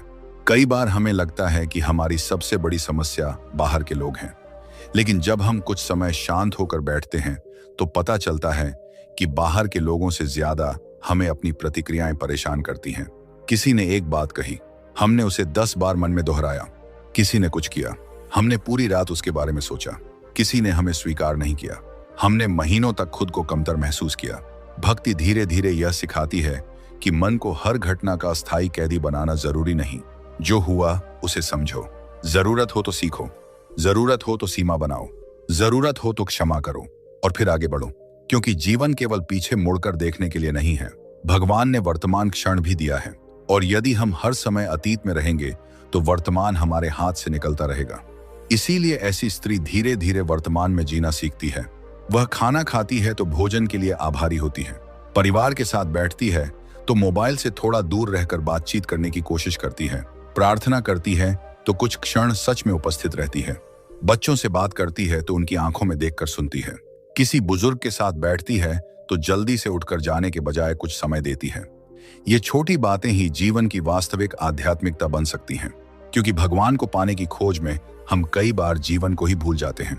हम किसी बड़े आध्यात्मिक अनुभव की प्रतीक्षा करते रहते हैं, जबकि हमारे सामने रोज छोटे छोटे अवसर आते हैं, किसी को प्रेम देने के, किसी को क्षमा करने के, किसी की बात सुनने के, किसी की सहायता करने के और अपने मन को संभालने के। सच्ची साधना इन्हीं अवसरों में छिपी हो सकती है, और जब स्त्री इन अवसरों को पहचानने लगती है तब उसका जीवन धीरे धीरे बदलने लगता है। उसे अब हर दिन कोई विशेष चमत्कार नहीं चाहिए, उसे केवल इतना चाहिए कि आज उसका मन कल से थोड़ा बेहतर हो। आज उसने कल से कम क्रोध किया, आज उसने किसी की बात बिना बीच में काटे सुनी, आज उसने किसी की गलती पर तुरंत निर्णय नहीं दिया, आज उसने अपने मन में उठी ईर्ष्या को पहचाना और उसे आगे बढ़ने की प्रेरणा में बदलने की कोशिश की। आज उसने भगवान को केवल अपनी समस्या के समय नहीं बल्कि बिना किसी मांग के भी याद किया। ये छोटे परिवर्तन ही बहुत बड़े संकेत हो सकते हैं, और जैसे जैसे यह यात्रा आगे बढ़ती है उसे अपने जीवन में एक और चीज दिखाई देने लगती है। उसे हर बात पर नियंत्रण रखने की जरूरत कम महसूस होती है। पहले वह चाहती थी कि हर व्यक्ति उसके अनुसार व्यवहार करे, अब वह समझती है कि हर व्यक्ति स्वतंत्र है। पहले वह चाहती थी कि हर परिणाम उसके मन के अनुसार हो, अब वह समझती है कि उसका काम प्रयास करना है। पहले वह हर अनिश्चितता से डरती थी, अब वह कहती है जो मेरे नियंत्रण में है मैं वह करूंगी, जो मेरे नियंत्रण में नहीं है उसे भगवान के चरणों में छोड़ने का अभ्यास करूंगी। यही समर्पण की शुरुआत है। समर्पण का अर्थ हार मानना नहीं है, समर्पण का अर्थ है अपने कर्म से पीछे हटना नहीं। समर्पण का अर्थ है कर्म करते हुए परिणाम के प्रति अत्यधिक आसक्ति को धीरे धीरे छोड़ना। वह मेहनत करेगी लेकिन परिणाम आने तक स्वयं को नष्ट नहीं करेगी। वह प्रेम करेगी लेकिन सामने वाले की हर प्रतिक्रिया को नियंत्रित करने की कोशिश नहीं करेगी। वह अपने परिवार की चिंता करेगी लेकिन हर समस्या अपने सिर पर नहीं लेगी। वह भविष्य के लिए योजना बनाएगी लेकिन भविष्य के डर में वर्तमान को नहीं खोएगी, और यही संतुलन उसे भीतर से स्थिर करता है। फिर एक दिन उसे महसूस होता है कि पहले जिस छोटी बात से उसका पूरा दिन खराब हो जाता था, अब वही बात कुछ समय बाद उसके मन से निकल जाती है। पहले किसी की आलोचना उसे रात भर जगाती थी, अब वह सोचती है अगर बात सही है तो मैं सुधारूंगी, अगर गलत है तो छोड़ दूंगी। पहले किसी के दूर जाने से उसे लगता था कि वह अकेली रह गई, अब वह कुछ समय दुखी होने के बाद अपने जीवन की ओर लौट आती है। पहले इच्छा पूरी न होने पर वह भगवान से नाराज हो जाती थी, अब वह कहती है शायद अभी समय नहीं है। यह परिवर्तन बहुत सुंदर है, और इसे देखकर उसे स्वयं भी आश्चर्य हो सकता है कि मैं पहले जैसी क्यों नहीं रही। यही भीतर का विकास है। भक्ति आपको अचानक कोई दूसरा इंसान नहीं बना देती, वह आपको धीरे धीरे उसी इंसान का अधिक जागरूक रूप बनाती है। आपकी वही जिंदगी रहती है, वही घर, वही जिम्मेदारियां, वही लोग, लेकिन देखने की दृष्टि बदल जाती है, और दृष्टि बदलने के बाद वही परिस्थितियां अलग अर्थ देने लगती हैं। दुख अब केवल दुख नहीं रहता, वह सीख भी बन सकता है।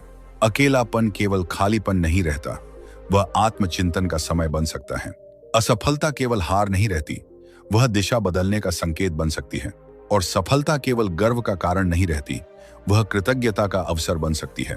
यही वह अवस्था है जहां भक्ति धीरे धीरे जीवन की हर घटना को एक आध्यात्मिक अभ्यास में बदलने लगती है। लेकिन अभी यात्रा पूरी नहीं हुई है, यानी हम आने की कुछ परहमानी क्योंकि मनुष्य का मन बहुत सूक्ष्म है। एक कमजोरी कम होती है तो दूसरी सामने आ सकती है। अहंकार किसी नए रूप में लौट सकता है। भक्ति के नाम पर भी तुलना शुरू हो सकती है। इंसान यह सोच सकता है कि मैं दूसरों से अधिक आध्यात्मिक हूं, इसलिए आगे की यात्रा में और भी सावधानी चाहिए। सच्ची भक्ति जितनी गहरी होती है उतनी ही विनम्रता बढ़नी चाहिए। अगर पूजा बढ़ रही है लेकिन अहंकार भी बढ़ रहा है तो स्वयं को देखना चाहिए। अगर मंत्र बढ़ रहा है लेकिन क्रोध भी बढ़ रहा है तो स्वयं को देखना चाहिए। अगर धार्मिक बातें बहुत हो रही हैं लेकिन घर वालों के साथ व्यवहार कठोर है तो स्वयं को देखना चाहिए, क्योंकि भगवान को प्रसन्न करने का सबसे सुंदर मार्ग अपने भीतर सत्य के प्रति ईमानदार होना है। आप दुनिया से अपनी अच्छाई छिपा सकती हैं या दिखा सकती हैं, लेकिन अपने भीतर की सच्चाई से हमेशा नहीं बच सकती। इसलिए रात को सोने से पहले कुछ क्षण अपने दिन को देखिए। आज मैंने किसे दुख दिया? आज मैंने कहां अनावश्यक क्रोध किया? आज मैंने किसकी मदद की? आज मैंने किस बात के लिए भगवान को धन्यवाद दिया? आज मैंने कहां अपने अहंकार को जीतने दिया? और आज कहां मैंने अपने मन को संभाला? यह आत्मचिंतन किसी अपराध बोध के लिए नहीं है, यह सुधार के लिए है। कल फिर एक नया दिन आएगा, कल आप थोड़ा बेहतर प्रयास कर सकती हैं। यही यात्रा है, एक दिन में नहीं, एक सप्ताह में नहीं, पूरे जीवन में। और शायद भगवान की ओर जाने वाली सबसे सुंदर यात्रा वही है जिसमें हम हर दिन थोड़ा थोड़ा बदलते हैं। अगर आपके भीतर भी ऐसी कोई भावना जाग रही है तो इसे दबाइए मत। अगर आपको भगवान का नाम लेने में शांति मिलती है तो उसे केवल संकट के समय तक सीमित मत रखिए। उसे अपने जीवन की आदत बनाइए, लेकिन साथ ही अपने व्यवहार को भी देखिए, क्योंकि भगवान का नाम जितना आपके होठों पर हो उतना ही आपके स्वभाव में भी दिखाई देना चाहिए। यही सच्ची भक्ति की पहचान है। और आगे की यात्रा में हम उन और भी सूक्ष्म संकेतों को समझेंगे जहां यह भक्ति स्त्री के संबंधों, इच्छाओं, त्याग, सेवा, मौन और अंततः उसके भीतर पैदा होने वाली उस शांति में दिखाई देती है जिसे बाहरी परिस्थितियां आसानी से हिला नहीं पाती। क्योंकि अंततः भगवान को पाने की यात्रा किसी एक दिन की उपलब्धि नहीं है। यह हर दिन अपने मन को थोड़ा और निर्मल करने की यात्रा है। हर दिन अपने अहंकार को थोड़ा कम करने की यात्रा है। हर दिन अपने हृदय में थोड़ा और प्रेम भरने की यात्रा है। और हर दिन यह याद करने की यात्रा है कि संसार में हम चाहे कितनी भी भूमिकाएं निभाएं, भीतर से हम उस परम चेतना की खोज में हैं जिससे हमारा वास्तविक संबंध है। यही खोज भक्ति है, यही खोज साधना है, और यही खोज धीरे धीरे उस शांति तक ले जाती है जिसके लिए मनुष्य जन्मों से भटकता आया है। जब भक्ति मन में गहराई तक उतरने लगती है तब इंसान के भीतर एक ऐसा परिवर्तन आता है जिसे बाहर से देखने वाला व्यक्ति तुरंत समझ नहीं पाता। वह परिवर्तन उसके चेहरे पर हमेशा दिखाई नहीं देता, उसकी पूजा की संख्या से भी नहीं मापा जा सकता और उसके शब्दों से भी पूरी तरह समझ में नहीं आता। वह परिवर्तन उसके उन निर्णयों में दिखाई देता है जो वह तब लेती है जब उसके सामने कोई देखने वाला नहीं होता, जब उसे किसी से बदला लेने का अवसर मिलता है और वह बदले के बजाय शांति चुनती है, जब कोई उसकी प्रशंसा करता है और वह अहंकार में बहने के बजाय भीतर से भगवान को धन्यवाद देती है, जब कोई उसे अपमानित करता है और वह अपनी गरिमा बनाए रखते हुए प्रतिक्रिया देती है, जब उसके सामने लालच आता है और वह अपने विवेक को नहीं बेचती, जब उसके पास किसी कमजोर व्यक्ति को दबाने का अवसर होता है और वह उसके साथ करुणा से व्यवहार करती है। यही वह जगह है जहां भक्ति धीरे धीरे चरित्र बनती है। एक सच्ची साधक स्त्री धीरे धीरे यह समझने लगती है कि भगवान को केवल मंदिर में ढूंढना पर्याप्त नहीं है। अगर वह मंदिर में भगवान के सामने सिर झुकाती है लेकिन घर लौटकर अपने ही लोगों को अपमानित करती है तो उसे अपने भीतर झांकने की जरूरत है। अगर वह माला जपती है लेकिन किसी गरीब को देखकर उसके प्रति घृणा महसूस करती है तो उसे अपने मन को देखना होगा। अगर वह घंटों प्रार्थना करती है लेकिन छोटी सी आलोचना सुनकर भीतर से जलने लगती है तो उसे समझना होगा कि अभी उसकी साधना को व्यवहार में उतरना बाकी है। भक्ति का असली प्रभाव तब दिखाई देता है जब भगवान का स्मरण हमारे निर्णयों को बदलने लगे। धीरे धीरे ऐसी स्त्री अपने कर्मों के प्रति अधिक सजग होने लगती है। वह समझती है कि हर कर्म का प्रभाव होता है, हर शब्द किसी न किसी के मन में निशान छोड़ सकता है। हर निर्णय उसके व्यक्तित्व को थोड़ा थोड़ा बनाता है। इसलिए वह यह सोचकर काम नहीं करती कि कोई देख नहीं रहा। उसे भीतर से महसूस होने लगता है कि मेरा अंतर्मन सब देख रहा है और भगवान के सामने मेरे भीतर की सच्चाई छिपी नहीं है। यहीं से ईमानदारी का एक नया रूप जन्म लेता है। ईमानदारी केवल दूसरों से सच बोलना नहीं रह जाती, बल्कि स्वयं से सच बोलना भी बन जाती है। वह स्वीकार कर सकती है कि मुझे जलन हुई, मुझे क्रोध आया, मुझे प्रशंसा की इच्छा हुई, मुझे किसी से बदला लेने का मन हुआ, मुझे किसी की सफलता देखकर अच्छा नहीं लगा। लेकिन इन भावनाओं को स्वीकार करने का अर्थ यह नहीं कि वह उन्हें अपना स्वभाव बना ले, बल्कि वह उन्हें पहचान कर बदलने का प्रयास करती है। यही आत्मनिरीक्षण बहुत शक्तिशाली है। कई लोग अपने अंदर की कमजोरी को स्वीकार ही नहीं करना चाहते। वे दूसरों की गलतियां बहुत आसानी से देख लेते हैं, लेकिन अपनी गलतियों पर पर्दा डाल देते हैं। एक आध्यात्मिक स्त्री धीरे धीरे इस आदत से बाहर निकलने लगती है। वह स्वयं से कहती है कि अगर मुझे वास्तव में बदलना है तो मुझे अपने मन की सच्चाई से भागना नहीं होगा। वह रात को अपने दिन को याद करती है।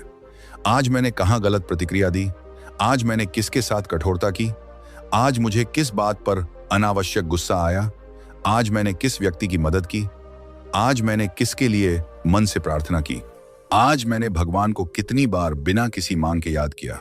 ये प्रश्न धीरे धीरे उसके भीतर एक जागरूकता पैदा करते हैं, और जब जागरूकता बढ़ती है तो गलतियों का दोहराव कम होने लगता है, क्योंकि जिस गलती को हम पहचानते ही नहीं उसे सुधारेंगे कैसे। इसलिए भक्ति का एक सुंदर लक्षण यह भी हो सकता है कि स्त्री अपनी गलतियों से भागती नहीं, वह उन्हें देखकर टूटती भी नहीं। वह यह नहीं सोचती कि मैं खराब इंसान हूं। वह कहती है, मुझसे गलती हुई है लेकिन मैं इसे सुधार सकती हूं। मेरे भीतर कमजोरी है लेकिन मैं उस कमजोरी से बड़ी हो सकती हूं। मेरा अतीत जैसा भी रहा हो, मेरा वर्तमान मेरे हाथ में है। यही सोच मनुष्य को भीतर से उठाती है, और जब वह स्वयं को सुधारने लगती है तो दूसरों के प्रति भी उसका दृष्टिकोण बदलने लगता है। उसे समझ आता है कि जैसे मुझसे गलतियां होती हैं वैसे ही दूसरों से भी होती हैं। इसका मतलब यह नहीं कि हर गलत काम को स्वीकार कर लिया जाए, लेकिन हर गलती करने वाले व्यक्ति को हमेशा के लिए बुरा इंसान मान लेना भी जरूरी नहीं। वह व्यक्ति को उसके कर्म से अलग करके देखने की कोशिश करती है। गलत काम गलत है, लेकिन इंसान के भीतर परिवर्तन की संभावना हमेशा रह सकती है। इस समझ से करुणा पैदा होती है। करुणा का अर्थ कमजोर होना नहीं है। करुणा का अर्थ है कि किसी के दुख को देखकर हमारे भीतर कठोरता के बजाय समझ पैदा हो। अगर कोई व्यक्ति गलत व्यवहार कर रहा है तो हम उससे दूरी बना सकते हैं, लेकिन उसके लिए मन में घृणा को लगातार पालना आवश्यक नहीं। ऐसी स्त्री धीरे धीरे यह सीखती है कि हर व्यक्ति किसी न किसी अदृश्य संघर्ष से गुजर रहा हो सकता है। जो व्यक्ति बाहर से बहुत कठोर दिखाई देता है, उसके भीतर भी कोई दर्द हो सकता है। जो व्यक्ति हमेशा गुस्से में रहता है, उसके पीछे कोई पुराना घाव हो सकता है। जो व्यक्ति दूसरों को नीचा दिखाता है, उसके भीतर असुरक्षा हो सकती है। यह समझ गलत व्यवहार को सही नहीं बनाती, लेकिन हमारी प्रतिक्रिया को अधिक बुद्धिमान बना सकती है, और यही बुद्धिमानी भक्ति के साथ बढ़ती है। अब वह हर बात पर तुरंत निर्णय नहीं देती। वह पहले परिस्थिति को समझने की कोशिश करती है। अगर कोई व्यक्ति कुछ कठोर बोल देता है तो वह तुरंत उसी कठोरता से जवाब देने के बजाय सोच सकती है कि शायद सामने वाला किसी परेशानी में है। अगर बात बहुत गंभीर है तो वह स्पष्ट सीमा भी रखती है, लेकिन बिना अनावश्यक विष के। यह संतुलन बहुत महत्वपूर्ण है, क्योंकि आध्यात्मिकता का अर्थ यह नहीं कि स्त्री हर किसी का गलत व्यवहार सहती रहे। नहीं, सच्ची आध्यात्मिकता विवेक भी देती है। जहां प्रेम आवश्यक है वहां प्रेम, जहां दूरी आवश्यक है वहां दूरी, जहां क्षमा आवश्यक है वहां क्षमा, और जहां दृढ़ता आवश्यक है वहां दृढ़ता। वह समझने लगती है कि दया और कमजोरी एक चीज नहीं है। कभी किसी को माफ करना सही है, कभी किसी से दूरी बनाना सही है, कभी किसी को दूसरा अवसर देना सही है, और कभी किसी को बार बार अपने जीवन में प्रवेश न देना भी सही है। भगवान की भक्ति का अर्थ अपनी बुद्धि को बंद कर देना नहीं है, बल्कि अपनी बुद्धि को अधिक निर्मल और विवेकपूर्ण बनाना है। और जैसे जैसे विवेक बढ़ता है, स्त्री अपने संगति को भी गंभीरता से लेने लगती है। उसे समझ आता है कि जिन लोगों के साथ हम लगातार रहते हैं, उनकी सोच हमारे ऊपर प्रभाव डालती है। यदि हर बातचीत शिकायत, निंदा, ईर्ष्या और दूसरों की बुराई से भरी है, तो धीरे धीरे हमारा मन भी उसी दिशा में जाने लगता है। इसलिए वह ऐसे वातावरण की तलाश करती है जहां उसे भीतर से शांति मिले, जहां अच्छे विचारों की चर्चा हो, जहां भगवान का स्मरण हो, जहां उसे स्वयं को बेहतर बनाने की प्रेरणा मिले। इसका अर्थ यह नहीं कि वह दुनिया के हर ऐसे व्यक्ति से संबंध तोड़ दे जो आध्यात्मिक नहीं है। संसार में रहकर संसार से भागना संभव नहीं, लेकिन वह यह जरूर देखती है कि कौन उसकी चेतना को ऊपर उठा रहा है और कौन उसे लगातार नीचे खींच रहा है। वह अपने मन के दरवाजे पर पहरा देना सीखती है। हर बात सुनना जरूरी नहीं, हर विवाद में शामिल होना जरूरी नहीं, हर व्यक्ति की राय को स्वीकार करना जरूरी नहीं, हर सोशल मीडिया की चर्चा में जाना जरूरी नहीं, हर खबर को लेकर चिंतित होना जरूरी नहीं। मन भी एक घर है। अगर घर का दरवाजा हमेशा खुला रहेगा तो कोई भी आकर कुछ भी छोड़ जाएगा। इसी तरह अगर मन में हर विचार, हर नकारात्मकता और हर बाहरी शोर बिना विवेक के प्रवेश करता रहेगा तो मन में शांति कहां से आएगी। इसलिए वह अपने मन को पवित्र रखने की कोशिश करती है, संभालना। और यह पवित्रता केवल धार्मिक शब्दों से नहीं आती, यह इस बात से भी आती है कि वह क्या देखती है, क्या सुनती है, क्या बोलती है और किसके बारे में लगातार सोचती है। वह धीरे धीरे अपने मानसिक भोजन को भी समझने लगती है। जैसे शरीर के लिए भोजन जरूरी है, वैसे ही मन के लिए विचार भोजन है। अगर वह दिन भर नकारात्मकता देखेगी तो मन प्रभावित होगा। अगर वह दिन भर तुलना करेगी तो संतोष कम होगा। अगर वह लगातार दूसरों की जिंदगी देखेगी तो अपनी जिंदगी छोटी लग सकती है। अगर वह लगातार विवाद सुनती रहेगी तो मन अशांत हो सकता है।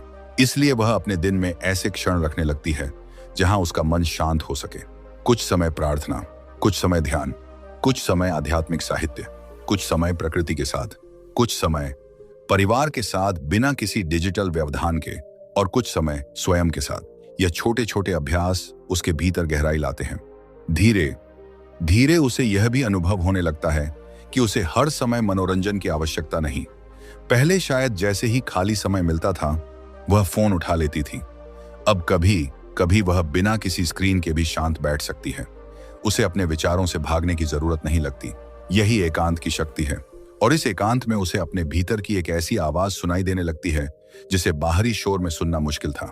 वह आवाज कहती है, तुम्हें हर व्यक्ति को खुश करने की जरूरत नहीं, तुम्हें हर बात साबित करने की जरूरत नहीं, तुम्हें हर अपमान का जवाब देने की जरूरत नहीं, तुम्हें हर इच्छा के पीछे भागने की जरूरत नहीं, तुम्हें हर खोई हुई चीज को वापस पाने की जरूरत नहीं, तुम्हें हर रिश्ते को बचाने की जरूरत नहीं, तुम्हें हर परिस्थिति को नियंत्रित करने की जरूरत नहीं। तुम्हें बस अपने कर्म को सही रखना है और अपने हृदय को धीरे धीरे भगवान की ओर ले जाना है। यह समझ भीतर से बहुत शांति देती है। और यही वह अवस्था है जहां स्त्री धीरे धीरे त्याग का अर्थ समझती है। त्याग का अर्थ हमेशा सब कुछ छोड़ देना नहीं है। त्याग का अर्थ कभी कभी अपने अहंकार का त्याग है, अपनी जिद का त्याग, हर बात में अपनी बात मनवाने की इच्छा का त्याग, दूसरों से मिलने वाली प्रशंसा की भूख का त्याग, बदले की भावना का त्याग, हर चीज को नियंत्रित करने की आदत का त्याग। कभी कभी सबसे बड़ा त्याग बाहर की वस्तुओं का नहीं, भीतर की जकड़नों का होता है। एक स्त्री यह महसूस कर सकती है कि मुझे हर बार सही साबित होना जरूरी नहीं। अगर पति या परिवार का कोई सदस्य किसी छोटी बात में उससे असहमत है तो वह तुरंत इसे अपने सम्मान का प्रश्न नहीं बनाएगी। अगर कोई उसकी राय नहीं मानता तो वह सोच सकती है कि अलग राय होना अपमान नहीं है। अगर कोई उसकी प्रशंसा नहीं करता तो इसका अर्थ यह नहीं कि उसकी मेहनत बेकार है। अगर कोई उसकी अच्छाई को नहीं पहचानता तो भी वह अच्छाई करना बंद नहीं करती, क्योंकि अब उसकी अच्छाई का पुरस्कार केवल लोगों की प्रशंसा नहीं है। उसके लिए यह पर्याप्त हो सकता है कि उसने अपना कर्म ईमानदारी से किया। यही कर्म की पवित्रता है। और जब इंसान इस दिशा में बढ़ता है तो उसके भीतर एक बहुत सुंदर स्वतंत्रता आती है। वह अच्छा काम केवल इसलिए नहीं करती कि लोग उसे अच्छा कहें, वह मदद केवल इसलिए नहीं करती कि लोग उसकी तारीफ करें, वह पूजा केवल इसलिए नहीं करती कि लोग उसे धार्मिक समझें, वह भगवान के लिए करती है। और जब काम का केंद्र बाहरी प्रशंसा से हटकर भीतर की निष्ठा बन जाता है तब मन बहुत हल्का हो जाता है, क्योंकि दुनिया की प्रशंसा बदलती रहती है। आज लोग आपको अच्छा कहेंगे, कल कोई आलोचना करेगा। आज लोग साथ देंगे, कल कोई दूर हो सकता है। आज कोई आपकी तारीफ करेगा, कल वही आपकी कमी बताएगा। अगर हमारी शांति दूसरों की राय पर निर्भर है तो हमारा मन हर दिन बदलता रहेगा। लेकिन अगर हमारी शांति अपने कर्म और भगवान के प्रति निष्ठा से जुड़ी है तो बाहर का शोर हमें उतना प्रभावित नहीं करेगा। यही आंतरिक स्वतंत्रता धीरे धीरे भक्ति की शक्ति बनती है। और इसी के साथ सेवा का भाव भी गहरा होने लगता है। पहले सेवा शायद केवल किसी बड़े अवसर पर होती थी, लेकिन अब उसे रोजमर्रा के जीवन में सेवा दिखाई देने लगती है। घर में किसी थके हुए व्यक्ति के लिए पानी रख देना, बुजुर्ग की बात धैर्य से सुनना, बच्चे को डांटने के बजाय समझाना, किसी जरूरतमंद की क्षमता के अनुसार सहायता करना, किसी दुखी व्यक्ति को कुछ मिनट सुन लेना, किसी के लिए मन से प्रार्थना करना, ये सब छोटे काम हैं, लेकिन हृदय की दिशा बताते हैं। सेवा का सबसे सुंदर रूप वह है जिसमें सामने वाले को छोटा महसूस न कराया जाए। अगर किसी की मदद करके हम उसे बार बार याद दिलाते हैं कि मैंने तुम्हारे लिए क्या किया, तो सेवा में अहंकार मिल सकता है। लेकिन यदि सहायता करके हम उसे भूल जाते हैं और केवल यह सोचते हैं कि मेरे पास देने की क्षमता थी इसलिए मैंने दिया, तो मन अधिक निर्मल रह सकता है। ऐसी सेवा हृदय को कोमल बनाती है, और जब हृदय कोमल होता है तो भगवान की स्मृति भी गहरी होती जाती है, क्योंकि कठोर मन हर चीज को अपने लाभ और नुकसान के पैमाने से देखता है। कोमल मन पूछता है, इस परिस्थिति में प्रेम कैसे रखा जा सकता है। लेकिन कोमलता का अर्थ कमजोर होना नहीं, एक कमल की तरह बनना है। कीचड़ में रहकर भी कीचड़ को अपने भीतर नहीं भरना। दुनिया में रहना है, लेकिन दुनिया की नकारात्मकता को अपनी आत्मा पर स्थायी अधिकार नहीं देना। यही आध्यात्मिक शक्ति है। और इस अवस्था में स्त्री धीरे धीरे अपनी इच्छाओं को भी अधिक स्पष्टता से देखने लगती है। उसे हर इच्छा पूरी करना जरूरी नहीं लगता।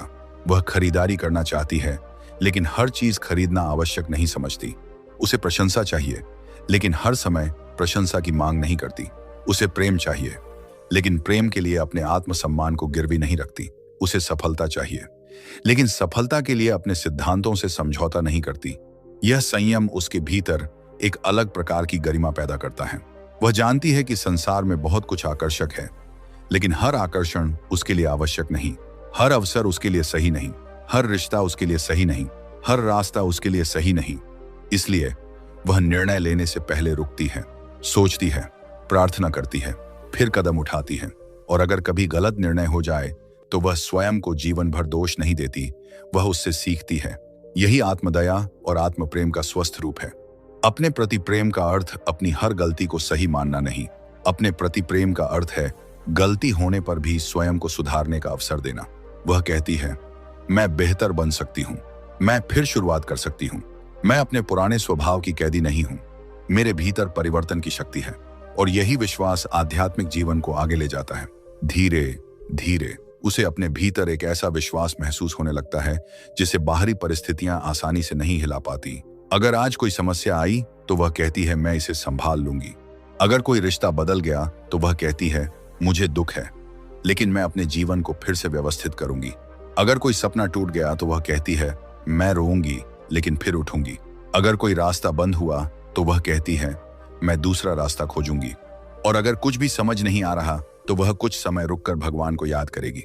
यही आंतरिक विश्वास उसकी सबसे बड़ी शक्ति बनता है, क्योंकि जीवन में हर चीज हमारे नियंत्रण में नहीं होती, लेकिन हमारी प्रतिक्रिया, हमारी नीयत और हमारे अगले कदम पर हमारा प्रभाव जरूर हो सकता है।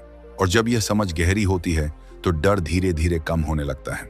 वह भविष्य को लेकर चिंता करती है, लेकिन चिंता में डूबती नहीं। वह अपने परिवार के लिए प्रार्थना करती है, लेकिन हर पल भय में नहीं रहती। वह अपने स्वास्थ्य, काम और रिश्तों को लेकर जिम्मेदार रहती है, लेकिन हर अनिश्चितता को आपदा नहीं मानती। वह वर्तमान को जीना सीखती है, और वर्तमान में जीना शायद भक्ति का बहुत सुंदर रूप है, क्योंकि भगवान हमें केवल भविष्य नहीं देते, यह वर्तमान क्षण भी देते हैं। जो क्षण अभी आपके पास है वही आपका वास्तविक जीवन है। अगर आप भोजन कर रही हैं तो उस भोजन के प्रति आभार महसूस कीजिए। अगर परिवार के साथ बैठी हैं तो उस पल को महसूस कीजिए। अगर बच्चे आपसे कुछ कह रहे हैं तो उन्हें सुनिए। अगर माता पिता या बुजुर्ग आपके पास हैं तो उनके साथ समय बिताइए। अगर पति या जीवन साथी से बात हो रही है तो हर बात को बहस में बदलने की जरूरत नहीं। अगर आप अकेली हैं तो उस समय को केवल खालीपन मत समझिए। शायद वही समय आपको अपने भीतर लौटने का अवसर दे रहा है। यही दृष्टि धीरे धीरे जीवन को बदल देती है। और फिर एक दिन स्त्री को महसूस होता है कि उसे भगवान के दर्शन से ज्यादा भगवान की उपस्थिति का अनुभव चाहिए। दर्शन एक क्षण का अनुभव हो सकता है, लेकिन उपस्थिति का भाव जीवन भर साथ चल सकता है। वह रसोई में भगवान को याद कर सकती है, वह यात्रा में भगवान को याद कर सकती है, वह कठिन निर्णय के समय भगवान को याद कर सकती है, वह किसी को क्षमा करते समय भगवान को याद कर सकती है, वह किसी की मदद करते समय भगवान को याद कर सकती है। और यही स्मरण धीरे धीरे उसके भीतर एक निरंतर धारा जैसा बन सकता है। यह धारा हमेशा बहुत तेज नहीं होती। कभी मन भटक जाएगा, कभी साधना छूट जाएगी, कभी क्रोध जीत जाएगा, कभी कोई पुरानी आदत वापस आ जाएगी। लेकिन अब वह खुद को पूरी तरह असफल नहीं मानेगी, वह फिर लौट आएगी। यही लौटना बहुत महत्वपूर्ण है। भगवान की ओर जाने वाले रास्ते पर गिरना सबसे बड़ी समस्या नहीं है, गिरने के बाद वहीं पड़े रहना समस्या है। अगर आज मन अशांत हो गया तो कल फिर प्रार्थना कीजिए। अगर आज क्रोध में गलत बोल दिया तो माफी मांगिए। अगर आज किसी की निंदा कर दी तो आगे सावधान रहिए। अगर आज भगवान को याद नहीं किया तो कल फिर से शुरुआत कीजिए। आध्यात्मिक जीवन में फिर से शुरुआत करने का अवसर हमेशा रहता है और यही आशा मन को बहुत सुंदर बनाती है। एक सच्ची भक्त स्त्री अपने आप को पूर्ण नहीं मानती, वह केवल रास्ते पर चल रही होती है। उसे पता है कि अभी उसके भीतर बहुत कुछ बदलना बाकी है, लेकिन अब वह बदलाव से डरती नहीं, क्योंकि उसने समझ लिया है कि परिवर्तन ही जीवन है। और जब परिवर्तन भगवान की ओर हो तो धीरे धीरे मन में एक ऐसी शांति आने लगती है जो बाहरी परिस्थितियों पर पूरी तरह निर्भर नहीं होती। यह शांति अचानक नहीं आती, यह रोज के छोटे छोटे चुनावों से बनती है। आज थोड़ा कम क्रोध, आज थोड़ा अधिक धैर्य, आज थोड़ा कम अहंकार, आज थोड़ा अधिक प्रेम, आज थोड़ा कम तुलना, आज थोड़ा अधिक कृतज्ञता, आज थोड़ा कम शिकायत, आज थोड़ा अधिक भगवान का स्मरण। इन्हीं छोटे कदमों से भीतर की यात्रा आगे बढ़ती है और यही वह अवस्था है जहां स्त्री की भक्ति उसके आसपास के लोगों को भी प्रभावित करने लगती है। वह किसी को उपदेश नहीं देती, फिर भी उसके व्यवहार से लोग सीखने लगते हैं। उसकी शांति देखकर घर का कोई सदस्य शांत होना सीख सकता है। उसकी क्षमा देखकर कोई दूसरा भी क्षमा करना सीख सकता है। उसकी कृतज्ञता देखकर परिवार में शिकायतें कम हो सकती हैं। उसकी सेवा देखकर बच्चों में संवेदना पैदा हो सकती है। यही सबसे सुंदर प्रभाव है। बिना भाषण दिए जीवन स्वयं संदेश बन जाए। और शायद यही कारण है कि आध्यात्मिकता का सबसे शक्तिशाली रूप प्रदर्शन नहीं बल्कि आचरण है। आपने क्या कहा यह लोग भूल सकते हैं, लेकिन आपने उन्हें कैसा महसूस कराया यह लंबे समय तक याद रह सकता है। आपने कितनी पूजा की यह कोई नहीं जानता, लेकिन आपने संकट में कैसी शांति रखी यह आपके अपने लोग देख सकते हैं। आपने कितनी बार भगवान का नाम लिया यह गिनना कठिन है, लेकिन आपने किसी कमजोर के साथ कैसा व्यवहार किया यह आपके चरित्र को दिखाता है। यही भक्ति की गहराई है और आगे की यात्रा में यही भक्ति और भी सूक्ष्म रूप लेती है, क्योंकि जब मन में सेवा, संतोष, संयम और विश्वास बढ़ता है तब धीरे धीरे वह अवस्था आती है जहां स्त्री बाहरी परिस्थितियों से मिलने वाली खुशी से आगे बढ़कर भीतर की आनंद चेतना को पहचानना शुरू करती है। उसे समझ आने लगता है कि सच्चा सुख केवल इस बात में नहीं कि मेरे जीवन में क्या हो रहा है, बल्कि इस बात में भी है कि मैं जो हो रहा है उसे किस चेतना से देख रही हूं। यहीं से भक्ति मांग से आगे बढ़कर अनुभव बनने लगती है और यही यात्रा आगे हमें उस अवस्था तक ले जाएगी जहां भगवान की याद केवल प्रार्थना का हिस्सा नहीं रहती, बल्कि उसके जीवन की सांसों में एक शांत विश्वास की तरह बसने लगती है।